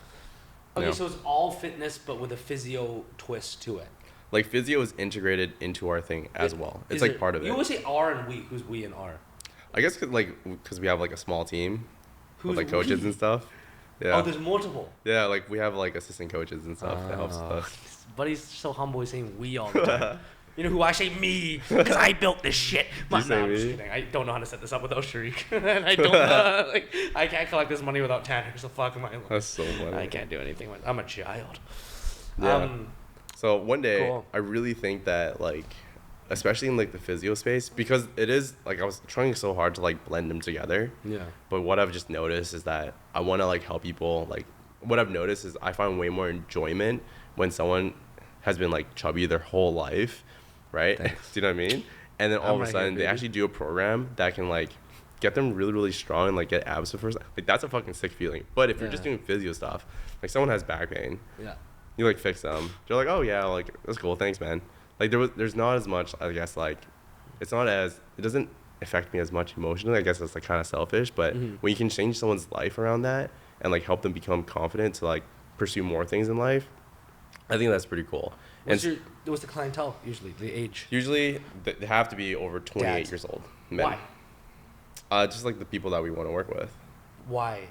Like I actually don't understand why. I think What if I'm 21 and I have a lot of money and I want to do it? I think a part of that, what we try to do here is like kind of like what we talked about. We help people become more aligned with what they want. But what if I have a kid? What if I pop the kid out at 19? I'm a new dad. Okay, I have That's the fair. monies and I really want this. You're gonna say no because I'm under 28? Yeah, I would actually. Jeez. Yeah, I think a Fuck. big part of that is like making sure you can truly serve the people that you can serve the best, and like we can't serve everyone, right? Yeah. Because we have a really small team. Why 28? Is that? Wait, you're the head of the team or you're part? I'm so confused. Yeah, like obviously I have like coaches working with me on Yeah, this yeah. thing. But what's it? Sorry, what's it called? What's my coaching program called? Yeah. Dr. Dex Met. Dr. Dex Yeah, Fit. let's go. Okay, Dr. Dex Fit. Yeah. You should call it Dr. Dex Do Fit. Yeah, fuck, that's fair, man. I think to answer your question, like, man, I wish I put more thought into kind of like why 20. I guess like part of it is Okay, just like that's listening fine. to kind of like my mentors. It's like, hey, make sure the people that you work with, you can absolutely serve to your best of ability. I'm like, cool. Like the people that I've worked with in the past, the clients who have gotten the best results, like super adherent, really enjoyable to work with, seem to be like falling within that age category of 28 to like 59. Wow. Yeah. It's a big age It's category. big. Yeah. I'm a cool guy. You know what I serve? Everybody. Because I am super PC. I'm a great person. Bro, man, where's that cookbook? You can serve anyone, man. Yeah, where's that cookbook? Where's that cookbook? I used to hate promoting this because I felt like such a scummy piece of shit. And then my boys turned it into a meme. Like, Oh, no it's way. a joke now promoting it, so I find it fun. Dude. So I'm okay with I promoting haven't even it now. seen this yet, you know? I didn't give you one yet? No, not yet. That's so embarrassing. Dude, the one and Thank you. only low and high.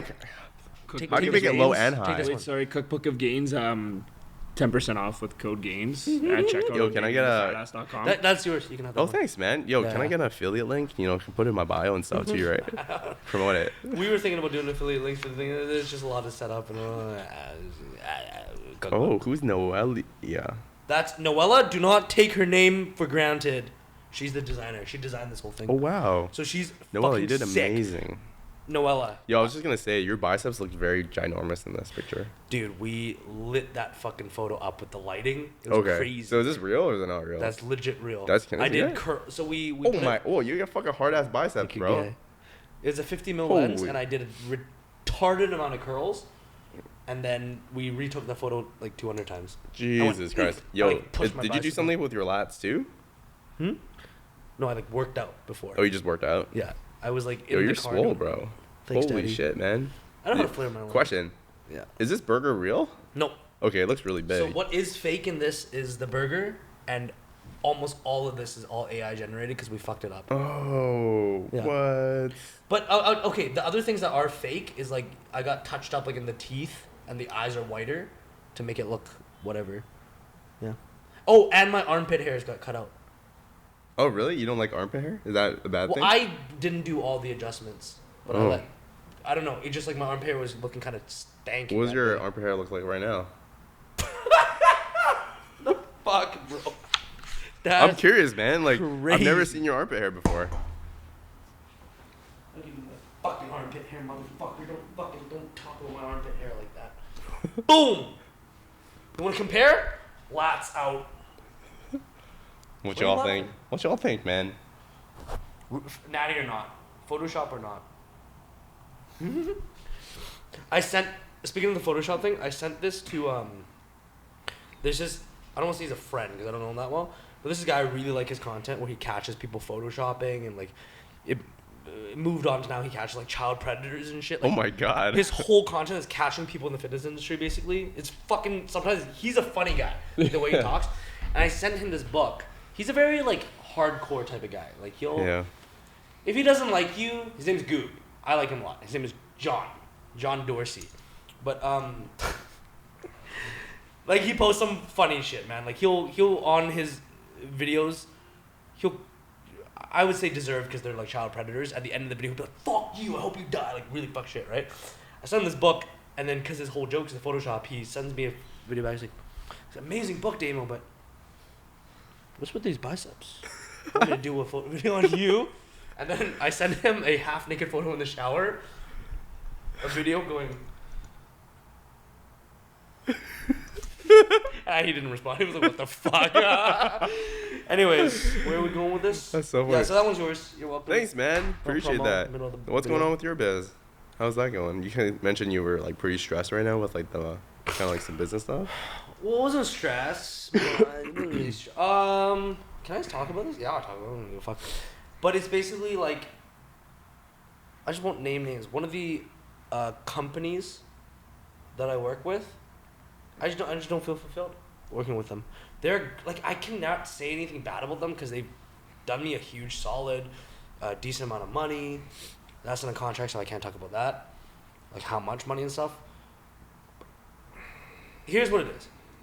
The work that I have to do for them is extremely minimal for the money. For the money that I get from them, for other people, it would be a fucking, like people kill to make, it's not crazy money. But to make this amount of money per month for the amount of work it is, people will kill for that. I know that. Mm-hmm. So you could even see it as like free money. Are you allowed to say like what it looks How much? like? Usually, I told them like how much money I make on everything because I don't want to say I don't care about money, but I don't care about money. This one is in a contract, so I cannot. Mm. But I would just say it's like it's what? How can I? It's probably around the average earnings of a person living in Vancouver, or maybe a little bit less, Yeah. right? For Yeah. doing realistically maybe like 3 hours of work a month, 4 hours of work a month. Yeah. So it makes me feel like a piece of shit, kind of, because like I used to, when I first joined the company, I was so in love with it, and I don't want to say I was in love with it for the wrong reasons, because that's where I was at that time. But it was very much for the clout, for the cool factor, for the status. I can't believe my nipples are showing right now. What the fuck? For the status, the clout, the cool factor. Like I was so proud of being with this company because of how cool I found it. Still find it very cool. Cool business model, cool whatever. But then they expanded a shit ton. And a lot of people are leaving this company now. Well, not a lot. A decent amount are leaving this company now saying like, oh, I'm leaving because I don't feel valued there. And since the beginning, I've always even told the owner, like, it's business. Like, how much they value me, I think is fully deserved. I don't want to say they don't value me much, but because I don't bring that much. Like, I know I don't bring that much to them. And I feel a bit like a cog in a machine of building something for somebody else. And I wish I could, like, genuinely, I wish I could say bad things, but they've been nothing but, like, super nice and respectful to me. Bottom line is I just don't feel fulfilled. And I'm now wrestling. This is why I want to talk to you about this. I'm wrestling with, like, I feel like a piece of shit because the money I make from it is what people would love. Yeah. And then I could go and say, like, oh, just put in more work because that money that I'm making can go to my team. That salary that I make from them, boom, that's somebody paid off on my team, right? Mm-hmm. I want to know what you think about that. Like, do you think I should keep trying to strive and push, even though it's, dude, really 4 or 5 hours a week? I mean, a month max. Yeah, like, I definitely can't, like, answer that for you, man. Yeah. I think, like, a big part of, like, what you need to look at is just, like, do you need it? Like, do you want to do it? Is that something that will bring you, like, joy? Because you can just do it to, like, get a paycheck and stuff.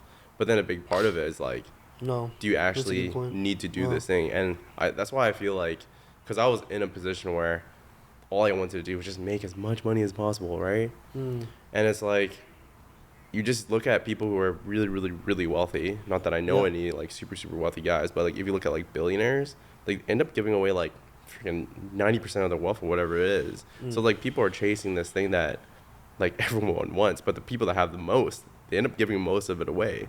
So it's like, I think a big part of just, like, looking at fucking inwards sounds super hokey pokey, but it's like, try to figure out kind of like what you want in this life. And maybe there's a part of that worked for you in the past, but, like, maybe not anymore. And it's something that you kind of need to, like, answer yourself. I think truly I know the answer, and it's going to happen soon. Okay. But I think I have a big, a decently sized fear of abandonment. And, like, change is scary to me. Well, why do you think that? Why do you think that, though? Why do I think that, Dexter? I think just what I've been through as a kid is, like, I felt. Have I talked to you about, like, I told you about the attachment style shit, right? Like, why? A little bit, yeah. Tell me about it. Yeah, I'll tell you about it. It's basically, I can't believe my nipples are still out. Like, it's bugging me, but I'm not gonna put them back on. My nipples are gonna be out right now. I'm gonna finish that conversation real quick and just say, like, I am very passionate right now actually creating a very similar product to that product that I work with that company. Yeah. Wow, I'm saying this in such a cryptic way. It's funny to me. We've been designing and creating this product for the past, like, 2 weeks, and I'm, like, loving that process. And I fully believe that the thing that I'm going to make is going to make me way more money and way more fulfillment than being with a company, even though I don't think I will ever surpass that company with this product. But I'm okay with that. I don't have the dream to surpass them. Dude, that is amazing, man. Thanks, congrats, dude. That's, like, a freaking amazing thing, bro. Thanks, but where it comes from, the attachment styles? Yeah. Well, Dexter, it's basically the psychological theory that what happened to you, how you were treated. Okay, let's go from the beginning. I was literally telling this to my buddy Jarrell yesterday. Which I find funny because he's such a Chad, he's a very handsome half black football player dude who's, like, very tough, you know. And, like, I'm telling this shit, and he's just, like, looking super interested. I don't know if he was or just being a nice guy, but I love this topic. Okay, let's get into it. So, the language of attachment and love is kind of like a real language, where the first language you ever learned as a kid, was it English for you? What was it? Yeah, it was English.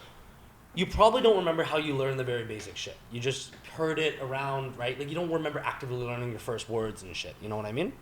Yeah. Yeah. Like, right? Like, you don't really remember. Now, if you learn a second language throughout your life, you probably remembered going through the grueling having to learn this language because your brain is probably already developed quite a bit by then, and you probably didn't want to learn the language, or it took a lot of trial. You'll remember that process. Same with attachment, where seeing how other people were attached to each other, like seeing your parents, how they loved each other, how they gave love to you, how they treated you, how they treated other people, how your guardians, how your teachers, friends. Usually it's between the age of 0 to 7 when the brain's going through its like molding phase. You interpret that as like that's your love language. That's where the word love language comes from. So it defies a lot of logic in your psychological feelings. For example, what I mean is you might learn that like, oh, even if you learn something bad, like in Sean Strickland case, he learned from a very young age that like daddy abuses mommy, you know, daddy like whatever, parent hurts kid, there's pain in life, attachment is pain, right? And a lot of people learn that, whether it's you either get your needs as a child, your fundamental needs met or not met. Simple as that. And that will stem throughout your life, will become some of your greatest greatnesses and some of your biggest pitfalls in life of how you not interact only romantically, but how you interact like in a friendship state, in a work state. So there's 4 different attachment styles. Okay? And like you can think about this purely romantically, or you can think about this in every single relationship you have in your life, and you'll see a lot of patterns. It might be a little bit more in this one, in this relationship, be a little bit more like this with your wife. But so the most common one in all humans is called the secure attachment. This typically, I think, like 50% of humans, and that's growing up with like a more secure family. There wasn't a ton of chaos in your life at a very young age. I'm not saying that parents were perfect, but pretty chill. And what usually that presents in a romantic stage, and you can correlate this to business or to friends, is when people leave you and stuff, it doesn't really, unless you fucked up, right? If it just didn't work out, like a relationship, you guys break up, whatever, it doesn't really say too much about yourself, your self-worth. You are very much more logical about attachment. You go, it didn't work out between me and her. That sucks. I'm sad about it. I might cry about it a little bit, but it doesn't mean I'm a bad person or she's a bad person or whatever. You just see things for very much how they are. And that's what most people are. And of course, there's no like, nobody's really the 100% of each, you know, so you might have a mix. The next one, this one that typically most women have, and also the one that Damo has, is the anxious attachment style. And how that is usually this stems from parents or guardian or father figures in your life being hot and cold with their love toward you. So this could be as simple as like daddy works 2 jobs and he doesn't have enough time to cater toward your needs of emotional stability, so you only see him half the time. So even if he's not doing anything bad, maybe you get so much love from dad when he comes home from his work, but then the rest of the day you don't see him. This could also be presented bad as like maybe you have a very unstable parent figure who maybe they're on drugs or they have mental disorders. They give you so much love, but then they pull it away. And what that does to this child's psyche is, even though you might be a genius, smart kid and you're very logical, what it feels like, how you interpret it as your kid is like, it's my fault. It's my fault that mommy and daddy love me a lot now, and then they don't later. And then when they don't give you that love, it feels like I fucked up. Like, what did I do? You know, even though you're like, I didn't do anything, or like maybe, I don't know, maybe dad didn't take his pills or something like that. You go like, fuck, what did I do? What do I do? And that internal trauma, that pain, I believe feels like deep wounds to people, how physical pain feels. Mm-hmm. Like if you break your bone, like if I shatter your femur right now, even if it like fully heals, there's always going to be some fucked up shit with it. You know what I mean? Mm-hmm. It's going to be very hard to recover that. Same with your psychological barriers. And what that will present like in the future is typically, like for me with women, the best example would be like me and a girl are texting. We're in a loving relationship. Like maybe we're even in a relationship. We normally text every single day around this time. She doesn't text me for 1 day. If I'm already not very secure in myself, I freak the fuck out. Every negative thought, oh my god, she's cheating on me, she's out with all these guys, oh fuck, did I pick the wrong partner, I fucked up, what did I do, I'm a loser. It's so, I don't want to say overreactive, because it kind of is, or over dramatic, but it's so much bigger than the situation is. And even though you logically know she's probably in bed chilling, or like she forgot her phone or something, you feel it in so much pain. And I felt that when my 2 exes ago girlfriend stopped texting me for 1 day, I couldn't sleep for 3 nights straight. All I was thinking about every night, oh my gosh, she's in the club getting fucked by 8 black dudes. Oh my god, this is brutal. Come to find out now. Okay. The next one, thanks, is the avoidant attachment style. This is typically in most guys. This is typically when parents, why it's guys, parents or society at that young age tells you that emotions are bad. Showing emotion is bad. Showing emotion makes you weak, and being emotional and being vulnerable is a stripping of your independence. I don't say the worst case, it's case to case for every person, but a typical very big case is if a parent passes at a very young age. Because at that very young age, you're not logical enough, like an 18-year-old. And like, especially if it's very young, you go like, dad died, even of cancer. Somehow it's my fault. Or even if you know it's not your fault, it's that hurt so fucking bad. And I'm so young, I don't know how to deal with this shit. It hurts so fucking bad. Nobody's gonna help me. You have this cracked, like, pain, this deep heartbreak in your life, whatever it is. Those people put up this huge wall. This huge metal ironclad wall. And how it usually plays out is the guy will go meet a girl. And this will be maybe he's met many girls. Maybe he's fucked like a ton of chicks. But maybe this girl is different and she really resonates with him and really loves her. And the minute, and like, you know, they go through the honeymoon phase typically pretty fast. Get to know each other and there's nothing too bad going on. The minute that it becomes real, the honeymoon phase ends or something comes up and he feels that that wall is being penetrated, even though he loves her and all that, he'll usually self-sabotage and leave or do something fucked because subconsciously he feels or she feels that if that wall gets broken down and they hit the heart, if that person ever hurts them when the wall is down, it's going to be just as painful, if not more, than whatever happened to them as a kid. Mm-hmm. The last one is the most fucked one. It's like a mix of all of them, and it's really bad, and that's like super incel. But what's cool is typically these patterns, anxious people and avoidant people typically get together, especially in a romantic relationship. It happens in a boss-coworker relationship a lot too. Okay. But, and what that relationship typically looks like is it's quite short, and it looks like this. It goes, anxious and avoidant person get together. And these things you can heal, right? It's really tough, but you can heal them. You get together, fantastic dates, honeymoon phase, fireworks. We're ripping through the phases of dating so much faster than secure people. Like, we're going on their, like, we're saying I love you faster than most people. We're moving in faster because both people secretly want love. That's all they want. No. The anxious person is more open to saying it than the avoidant, but that's what the avoidant wants. The avoidant really wants somebody who can go through that wall and be with them and not leave, of course. The anxious person just doesn't want to feel anxious. And then eventually when it becomes real, because they sped through that honeymoon shit so fast, they trigger each other. Either the anxious person will feel an invasion of their independence and will, even if they're a super nice person, they'll be like, look, I'm sorry, the avoidant person. The avoidant person will go, look, I'm sorry, anxious person, I love you, but like this relationship is fucking stressing me out. They'll typically say some shit like, I've never moved this fast with somebody, I've never felt this connection, or like, I don't want to put a label on it is a big one. I don't want to put a label on it. I just want to see where things go. What that's going to say to the anxious person is like, they're going to be like, they finally found their love, you know? They finally found like, wow, this one's working. What? It's like hits like a freight train. And what that makes them do is try to pull them back. Please come back, like text them more, feel more anxious. And that just pushes that person away. Usually how this plays out is called the anxious avoidant toxic cycle.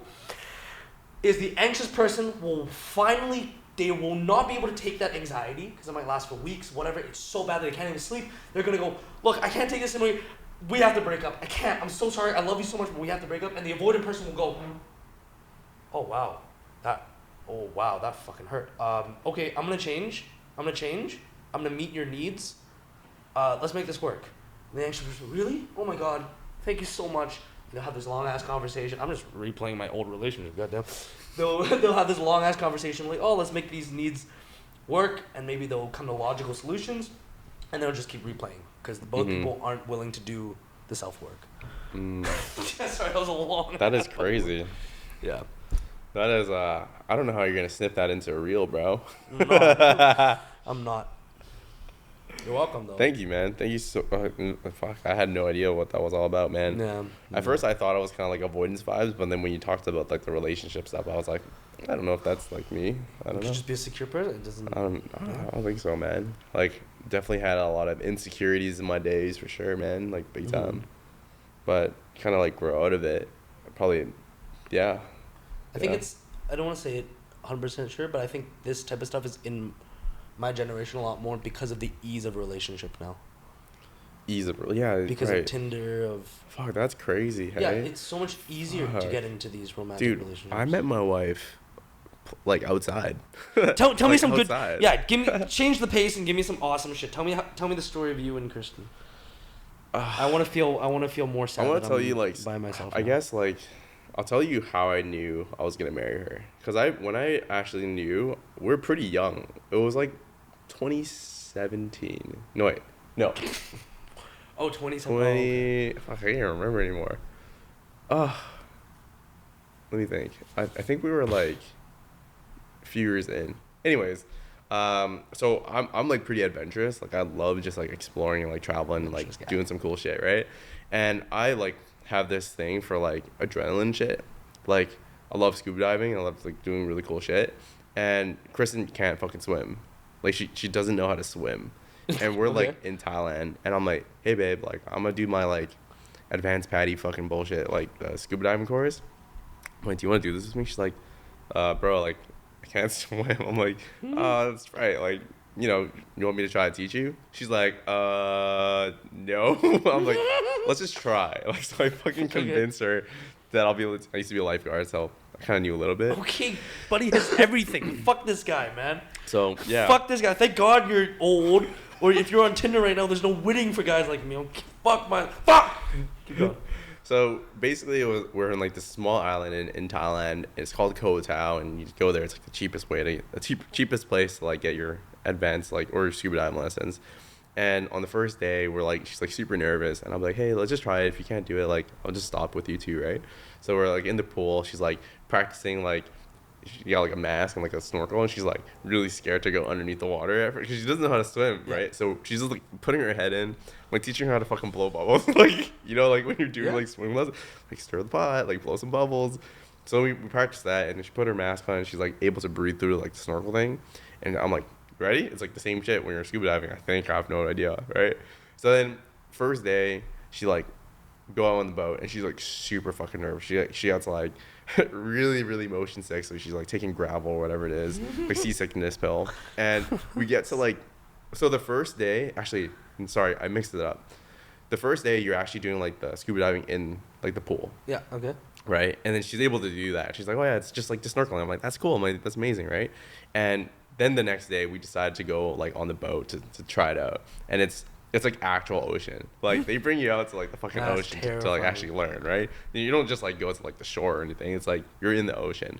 So at the time, she's like, I've never jumped in the ocean before. Like, and she's like, and I have to take off my life vest. And I'm like, in my head, I'm like, fuck, man, like, what am I doing? Like, okay, like, I think she's gonna be all right because she's like, she did the pool stuff pretty well. And like when she jumped in and she's like underneath, like she fucking conquered her fears. Like she was able to like do this thing with me despite not knowing how to swim, and I just thought that was like so awesome that she's able to like. It's like super irrational. Like she could literally drown because she doesn't know how to swim, right? But I just thought that was really cool about her, that she'd want to do like some cool shit with me. That was when you knew. And that's when I knew, man. I was like, wow, like you know, she's like super open minded. She's like wants to like try some cool shit. And she's able to like grow and learn and like try that. And like conquer her fear. I just thought that was like super dope. You guys were together since 21. Yeah, since we're like 2014? fucking 21 years old. 21 years old. So like second year university. 20 or 21, something like that.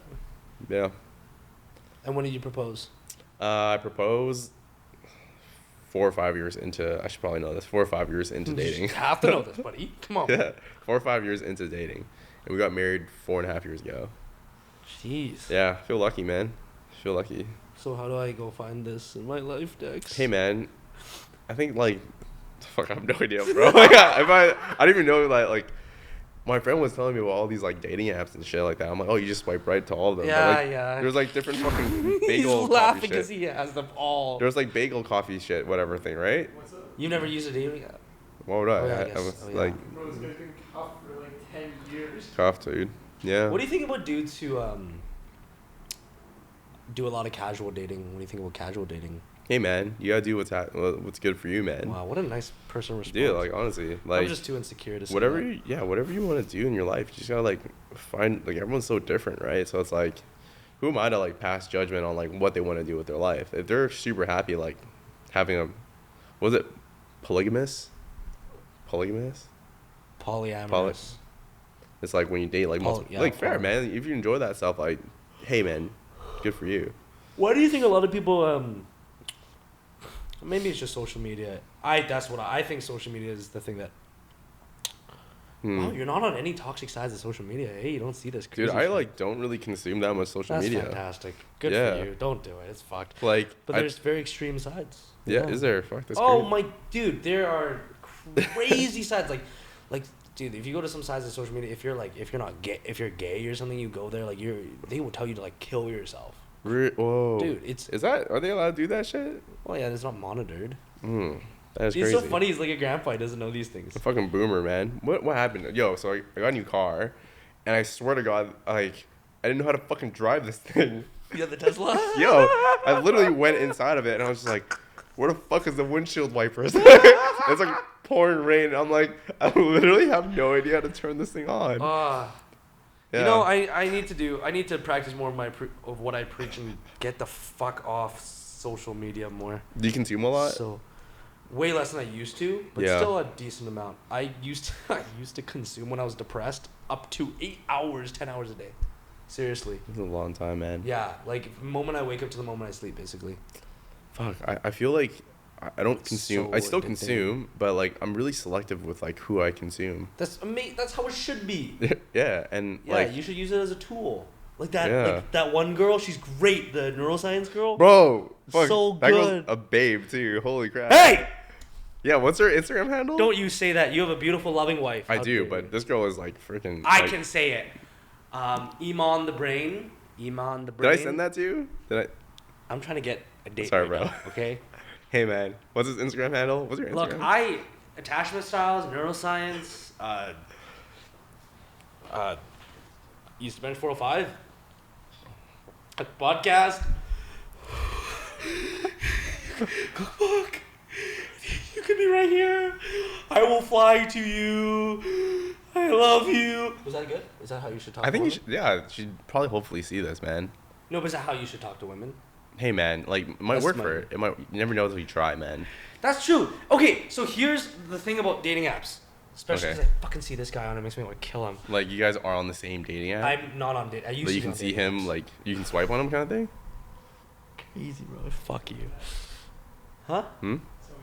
So we met. Yeah. Oh, dude, I had a feeling, man. Yeah. You guys told me you guys met in the bathroom. What the hell? We're a Christian mingle.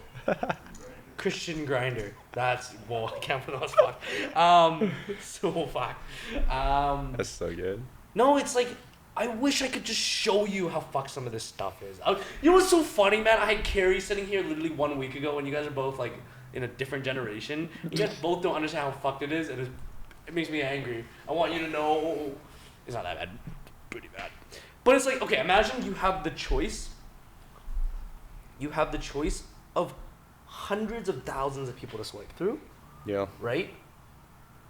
So Yeah. now it's like there could be someone out there for you that would be so like nurturing and great and fit your needs. Just because she's a 7 out of 10 in your mind and not an 8, you're not gonna swipe, right? Like because you won't even. I think it also does is it teaches men and women that. What am I trying to say? Like, you don't need to talk in person. So you lose that social skill. Yeah. A lot of dudes our age are so scared of talking to women. Me and Daniel included. No. Maybe he's nodding. He's like, yeah. But seriously, because you go like, why?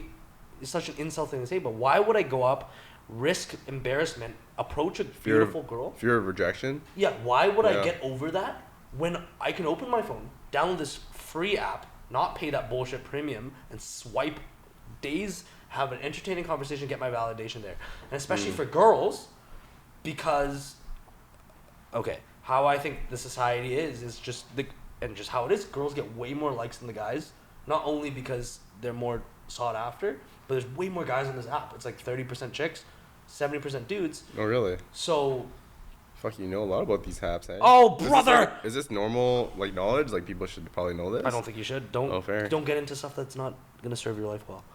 But fuck, That's I really yeah. interesting. That's actually like I would imagine like the girls have a lot to choose from. So much. But I also know like there are people like one of my really good friends, actually two of my really good friends, are like single, like girls, like 33 years old, something like that, and they're having a lot of difficulty finding like the right guy as well. So I don't know. It might not both generations, to be honest. I would imagine. There's problems in everything. Yeah. So Like, what are the issues finding the right guy? what is it? Fuck.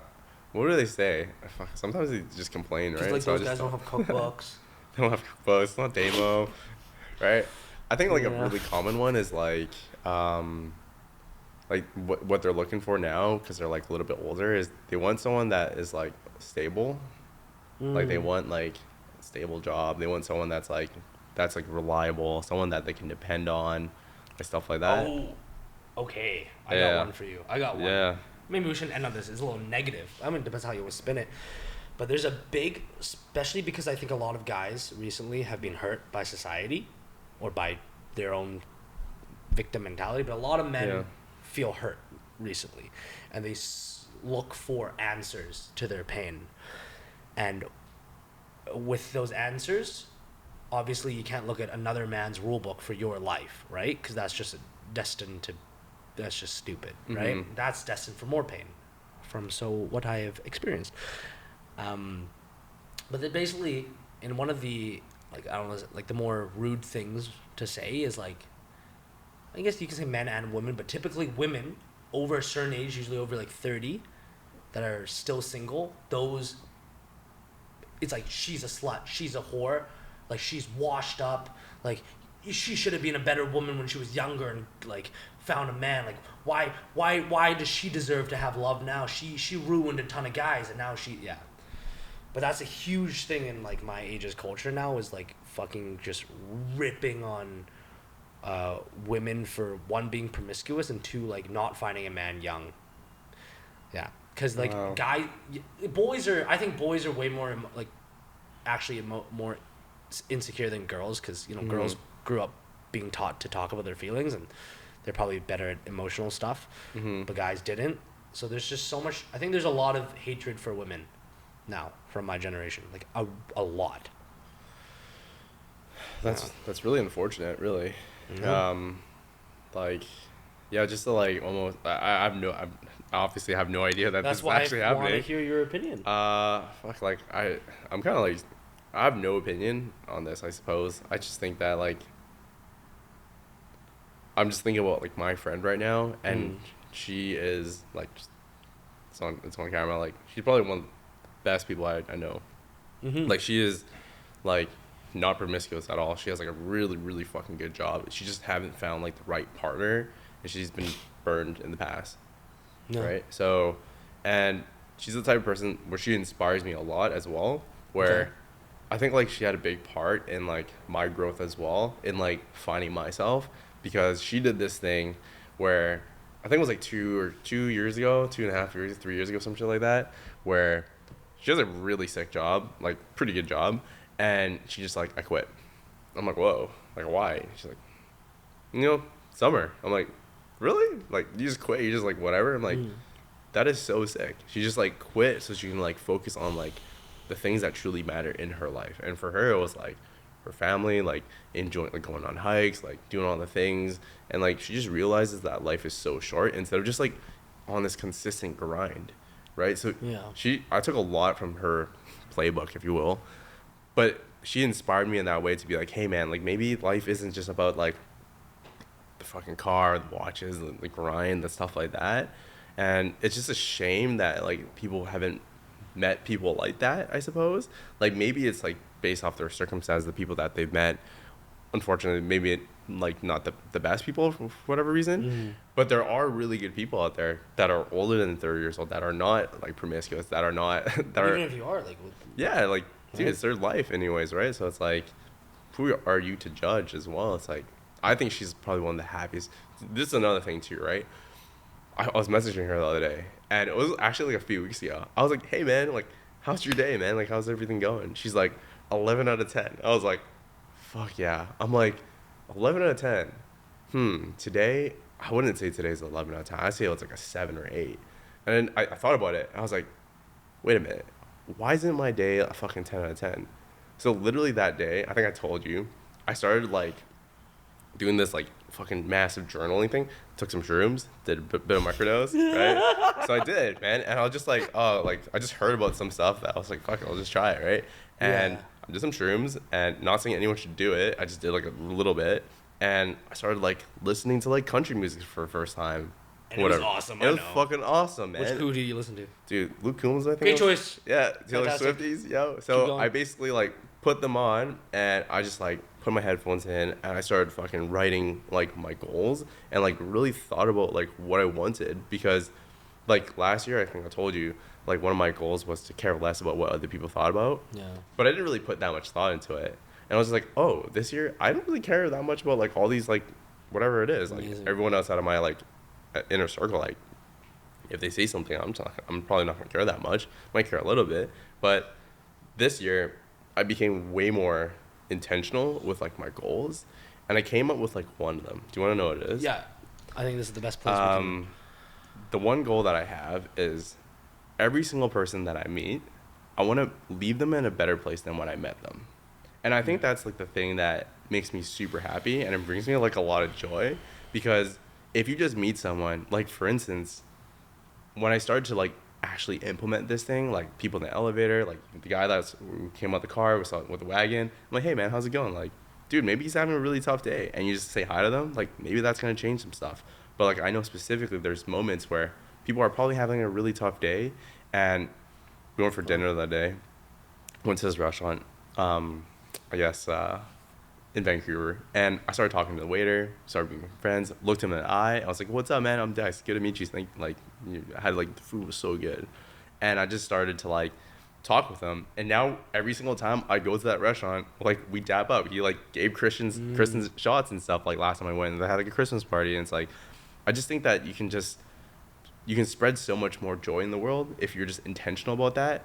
And there's nothing bad that comes out of it. Like, I don't know any single time where you're just like, hey, man, what's up, Damo? Like, good to me. Like, if I didn't do that, if I didn't say hi to you, like, we wouldn't be on this podcast. Do you know what I mean? Yeah. And so that's something that I really, like, I've kind of, like, practiced it a little bit before. But this is the thing where I'm like, this is the thing I want, right? And if I can just, like, every single person that I meet, whether it's, like, on Instagram, on DMs, or even if I meet them in person, like, I know that if I'm like shaking their hand, I look in their eyes and I say their name, I'm like, hey man, like good to meet you. Dude. Like I'm Dex. I hope you're having a really good day so far. Like maybe that's gonna like help someone. And if you just did that like one step and everyone started doing that, I think you'd leave the world just a little bit better than when you first left it. You know what I mean? I'm always angry at how you're able to say that with such like genuinity, you know? Because I honestly hear that a lot. Now I definitely don't anymore. Yeah. A lot of people will preach that online, and I think you can always tell even through a camera when someone's being real or not. Yeah. But I think the realest people are the most polarizing. So some people are going to hear that. Probably not on this podcast. People are dope here and hate that, right? That's fine. Some people are going to hate that. How can this guy say that? Because I think it's because they can feel that is real, and I think it says something about them wishing that they were more like that. I wish I was more like that. Because now, like when you were saying that, I was thinking like, dude, I want to be like that, and I'm scared that I can't be like that on bad days, you know? But I think being intentional, what you're saying is that's great. I think it's like a skill, like working out or something. You can learn to do it. Yeah. And I'll just say this one thing. Like, it's not a dichotomy. It's not binary. It's not like you're this or that. It's like, of course, it's going to be a spectrum. So there's days where it's like you have to put in way more effort to do these things. But I know that my goal is that every single time I go in an elevator now, like every single time, I'm fucking lighting that fucking elevator up. That's Dude, great. when I went in there, I said whatever it is.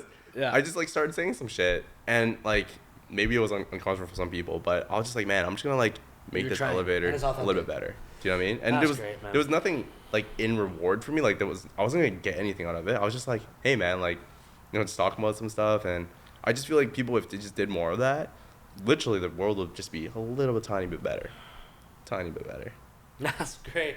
Hey. I don't know, man. I wish I learned more of these younger. This is great lessons. Thank you for, you know, I wish there was more role models like this.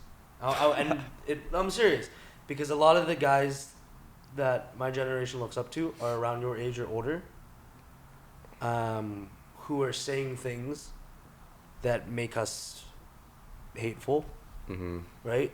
I fell into it for sure. Like, Yeah. it's made me look at people, look at women, look at guys who are like weak, look at like hateful. It's very, very hateful, and I wish there's more. One, I wish this type of shit was more attention grabbing. Yeah. It sucks that it isn't in my generation. Maybe in like an older audience can look at it, like who's gone through more healing in life and be appreciative. But yeah, that makes me actually like go off and kind of think now of how I wanna direct some places toward, because that's dope. Yeah, man. And fuck, when I was like, I think we're wrapping up here, but Yeah, I think like one thing too was like, it was a dark time for me when like my dad passed away. I was like going to the club all the time, seriously. And I remember Celebs Tuesday. it was Love Tuesday. That was the thing, man. Yeah, Oh, dude. yeah. Oh, Fuck, yeah, I know. dude. Yeah, for sure. Oh my god, it's coming back. Anyways, I remember like hanging out with like older people like back then. They were like 30 plus, and what they were doing was like they're all drinking. They're all like bringing girls home and doing all these things, and they're getting drunk and like being really like silly and stuff. And I just Silly, bro said silly. He's so nice he can't even say anything. bro, I like Silly. looked at that and I just thought of myself. I was like, right now, my life, that is my trajectory. Like I was promoting at a club. Do you know what I mean? That was Yeah. like my thing. And I just looked at these people, bro. I was just doing that all the time. Yeah. And I was just going out. And so I was like, I needed to make a change. And so you kind of need to like see like what you almost don't want and the thing that you might want, and like head towards the thing that you might want. Would you say even if it doesn't fit the societal norms? Dude, like that's also like a really big thing, because who cares? Yeah. Like who cares whether or not, like, because I was like that. I just followed like what society wanted, like, oh, the Yeah. physio, blah blah, and Yeah. it didn't make me happy. And so now that I know what I want, like, and I just did more of the things that I wanted, I felt like there was more joy in my life. Hey, Thanks, Dad. hey. Appreciate it. You're not supposed to kiss me, Dad. He's so excited for us to kiss. Kidding, but no, I appreciate it a lot. And that, ladies and gentlemen, was episode 3 of the Legal Therapy Podcast. You let us know in the comment section. I don't even know what to say, bro. But thanks, Dex. And let me know if you want this awesome guy back one day, man. Hey man, it was a blast, dude. Appreciate All right. that, man. Peace out, beautiful, sexy motherfucker. Peace, yes.